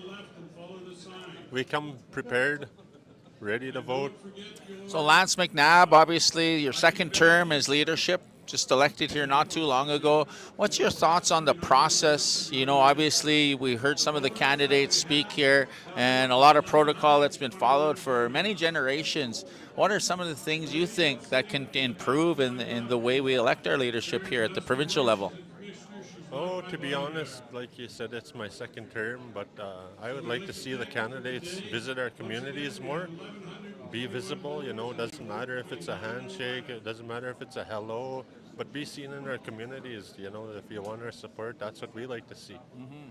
Yeah, so lots of dialogue, and you know, I think it also stems, you just coming out of election in George Gordon First Nation, but everybody's system's a little bit different in the north, in the south, the different bands, the way their election act is set up. You know, I think one of the things we were talking about earlier was promoting one another. Maybe you're not successful. How important is it to get behind those elected officials moving forward? Oh, geez. Just got to support them the best you can, you know. You only get to support one out of the three, but you support the one that you choose is the best candidate for you, and hope for the best in the future. Yeah, I know one of the things out where I'm from, Muskeg Lake, is one of the things when I was on council was, you know, promoting not only myself, but moving forward, whoever gets in, you know, to get behind those people and to work together as a nation, as opposed to, you know, a lot of times we find the division in our own communities. You know, this family doesn't get along with this family. What's your thoughts? I mean, it's alive and well in every community. You just gotta continue to work with one another. A couple of the chiefs said, you know, unity. got to bring unity amongst each and every one of you and your community members moving forward. Everybody has a voice. I know there's a lot of publicity. He's a world-class chicken dancer. He's also the one famous for giving the bunny ears to Justin Trudeau. So a lot of people, of course, want to get interviews and pictures with you. Lance, thanks for doing this, my friend. Awesome. Hi. Right on, buddy. Right on, bro. Lance there. Oh, sorry, man. Candace. All right, you guys, there we go. We were live here all day here at FSN 2024. Let's turn it around this way. What's that? In let the back? Show let's everybody? Go this way. Let's let everybody know. So let everyone be in there. Everybody's kind of clearing out. Maybe you'll see some of your own leadership out here. What are your thoughts so far? I know you've been through these many times. Believe it or not, I've never actually participated in an FSN election. It's kind of cool right now as we're live streaming, doing interviews. What's your thoughts so far? It's a great way to invite the average First Nations person out there, and again, keying in on our young people. Yeah. A lot of them don't know how this is going. Even a lot of the people that I've talked to, friends and relatives that I've known, maybe they're, just an elder that is here observing, could be a young person, but sometimes a delegate. This is the first time for them, so they're lobbying around, they're meeting the candidates. Yeah. A lot of times they don't know who they are. Yeah. So, Lance McNabb here, second time as a counselor from George Gordon's, even himself. He wants to hear the people out. He wants to hear these forums in his nation or their tribal councils. Let's show actually down here. You guys are going to see right there, downtown. On the right and left here, you have all the candidates. So when you're walking through, a lot of them, when you got here, were greeting everybody. There's with us John B. running for third, Haley Rose, Reg Bellegarde, Jocelyn Campbell. Chief, so many. Everybody here. Of the who's who in Indian politics are here, obviously representing their nations. We're going to be back here tomorrow again. We are going to friends come and here relatives. live. Yep. Tomorrow's the big day. There's a lot of speaking engagements. There's some talent nights going on here, different ways candidates are promoting themselves. But tomorrow's the big day for everybody. I'm excited. They'll be starting at 9 o'clock. Here, let's have a quick chat with Chief Tyson. Is this APTN? This is IOPS. This is better than APTN. Oh, hi. Thanks, everybody. Chief Tyson Bear, Flying Dust. I'll have a quick chat here. Also, my hunting partner here. So, whenever they think I'm a berry picker, I just phone my brother, and he picks me up, and we go to the happy hunting zone. How's the season been? Oh, it's been pretty. One elk so far. I haven't been out that much, so yeah. I'm waiting for you, chum. You're too busy But that's now. one of the things in Flying Dust there, I know, Chief, that when you guys go hunting, take a hunting party, you guys give a lot out to the Yeah, community. we just give it all out to the community, out to the people. Yeah, we try to feed our community. And all you the guys time. also in an election yourself right now. So Yeah, when- nominations are on Friday and stuff like that. Yeah. Okay. Yeah, it's been 10 years in the game. I'll probably run again for another term. And, being 45 years old, it's sort of, when is a... when do you step away? You get so involved in it, it becomes a life, right? You And betcha. You have all that. So you were a passion for long-time counselor? Yeah, 8 years. And you just finished your first term? Two terms? Yeah. Well, no, just one term as chief. So this will be, if you're successful, your second term. Yeah. What are your thoughts on the process that we have for FSIN? Like, the way we meet the candidates, the way we do our election process. I think it's good. It shows their strengths and stuff like that, and their mandates and stuff like that. And this one thing about elections always brings a little bit of division. Like bros across. Like I was talking about that earlier. Being bros across the table from each other, but not really agreeing. You bet. But end of the And day, I think sometimes we that's always got to work together. It's a positive thing, sometimes we have to disagree. You're going to say your thoughts, but at the end of the day, working together and moving that agenda Keep each forward. other on your toes, so you're always you're trying to do the best you can, right? So that's what I like it about competition a little bit. Makes you do your best. Yeah. Right on, Chief. Well, it's good to see you. Hey, I'll bro. let you go. Anytime you want to spar, eh? Hey, he's also a longtime boxer. So when he was a council member, we were going to do counselor versus council. I can't strike a chief. Myself, I can't strike a chief. No, but then he sprained his knee there. I'm back. He's spry. He's ready to Chief go. Tyson Bear, Flying Dust. Good attitude. Great for, I call him the people's chief. So yeah. So everyone's obviously mingling right now. There's a lot of things going on tonight. I think Chief David Pratt and Chief Bobby Cabron are having an event, as well as Chief Ali Bear And I think there's some other events going on. Lots going on. So you guys, if you are watching, go attend those things. It's We're for going to try everybody. get you. We're going to start One right more? at 9 here with IOPS. Yeah, if we can find somebody who got a few of our relatives that are coming and going here. Do But you want to get on an interview real quick? All right. Let's go here. I'll Just put you in the on this middle. side? No, yeah, no, that's not. Come on over here. Yeah, right here. All right, you're All right, live what's your on name? IOPS. Okay.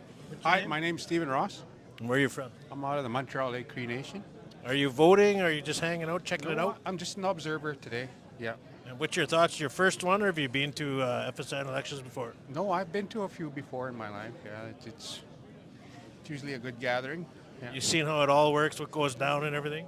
Yes, I'm aware of the way things, the whole process, and it's good to listen to the speeches. You know, you get to hear what the people have to say and what they know. And Yeah, the future. I heard that from a lot of the observers, a lot of the delegates as well. You know, it's one thing you kind of hear, you see the portfolios, where they've come from, but to hear them speak here, Yes. to speak from the heart, Yeah. you know, it kind of helps you make your decision, right? Yes, and some of them are good, powerful speeches. You know, and Yeah. it really hits home when they come out and say a lot of the stuff that's needs to be said. Needs to be said. Yeah. Yeah. If you were a voter, I got to ask this. If you were a voter, what are kind of the top 3 things you want to hear a candidate say? Well, we have to. One of the good things that I heard tonight was regarding our young people. It's very rough in the reserve. I grew up and lived in the reserve, and times are rough. It's hard on our young people, and I like some of the things that were said and the changes that they want to make.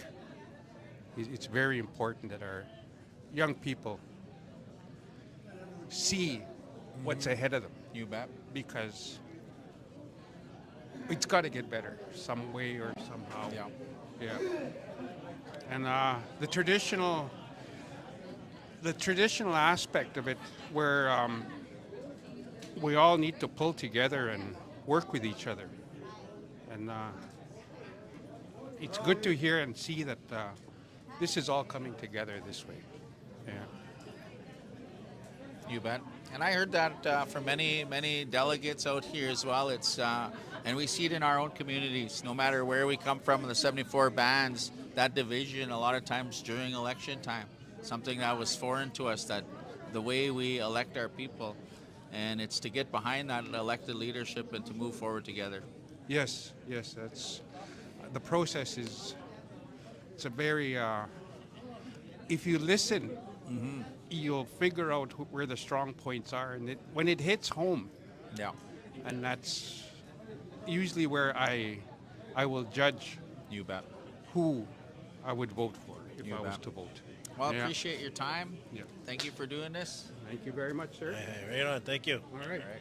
Good stuff. Yeah, thanks. So there you go. Another observer here checking it Grassroots out. person yeah, coming learning about checking it. it out. Everybody, you know, any facet of life, especially when it comes to Fsin, and when you talk to a lot of the people from across province, a lot of people, this is foreign to them, you know, and so I think the more you know, dialogue that we have with our young people, of course, the more social media that we use. We have a radio station that is joining us here from down in Regina.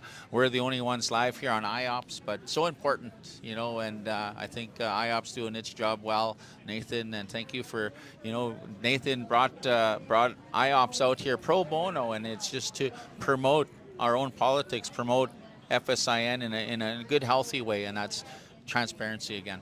And going forward, you know, IOPS is going to start like when for instance, I'm doing a Moosomin First Nations elections on Monday. We've done a few of those yeah, now, eh? Different nations. you know, we always went on their pages or kind of put it in like a separate apart. You know, IOPS didn't want to be part of politics, but going forward, everything we stream now will always be on IOPS.ca, like this page. So the Facebook page, wherever you're watching it, or YouTube, we will always do it. As long as what we're showing is in, like, it's just a behind the scenes, I guess, look, but in a positive way. Yeah. We're not gonna, we're neutral. We're All always neutral. Yeah. demographics, So we all just, races. it's just bringing, like you said, doing the social media aspect, bringing It's everything very on. important for our non-First Nations relatives that are out there having a better understanding. We have a lot of immigrants coming into our land. It's important for us to share what we're all about as First Nations people. And it looks like we have one of our candidates here. Come here, brother. Willis, jump in here. How are you feeling after? Here, no, here, hold that, and we'll put that in the middle. Okay. There, middle. How are you feeling, Willis? Just obviously you got a good response from the people. Your first time throwing your name in to the ring here, and how are you feeling? I'm feeling pretty good about positive feedback from everybody around. Just there's a lot of older people too, and I appreciate having young people come in here. So people will decide tomorrow. Hopefully, they vote Willis Janvier for third vice chief of the Federation of Sovereign Indigenous Nations. Yep, that's going to be. I'm thinking. The other ones are two-horse. For lack of a better word, but races. Third vice, of course, here with Willis. 6 people in the running, so it should get interesting with Willis's in the third vice. So Yeah, it could go to many ballots, or it could be, whoever gets, I think, 600 votes. Could be either way. But I appreciate everybody online that are watching, that have seen this evolve from one little video and being able to represent people here in Saskatchewan. So good luck, my friend. Appreciate you guys, You and betcha. we'll see you at the next event here this evening. All right, cool. Or we are going to go live. I don't know if we'll go live, but maybe. You never know. We will be live, though, in the morning here, approximately. Thank you, Willis. Go a little closer, brother. We have Chief Constant is just not too far away here. We'll try to get him in here. And we got one of our justice people, Jason Stonechild, over here. Just trying to look at the comments while we're... Chief, if you got a second. Hey, guys. The People's Chief is here. Chief Kirby Constant. Chief, you've seen the delegates. Yep. You've seen the process. What's your thoughts on some of the things like the candidates coming out, making themselves available for leaderships across the province? Well, as a first-time chief, it was very informative to get in to see all the delegates or the candidates coming out, saying their platform. I wish they would have had more time. Maybe more time should be made in the future or a day before. You the betcha. whole day. Yeah. Because everybody can really let it go. Then we can ask questions You as betcha. leaders, right? Yeah, because I Just a think better- in the whole big scheme, the 74 bands, it's tough for them to get to everywhere. But I'm sure James Smith, Chaka Fsin, Peter Chapman would appreciate some candidates coming out, giving them that, that moment to ask some of the questions that are important to the people of James Smith. And then hearing other questions from other nations, I think there should be a day set aside just for that. Yeah, For kind of rushed in one day, Yeah, and then rushed boom, in we're one going to the days, polls. yeah. I hear you, Chief. Yeah.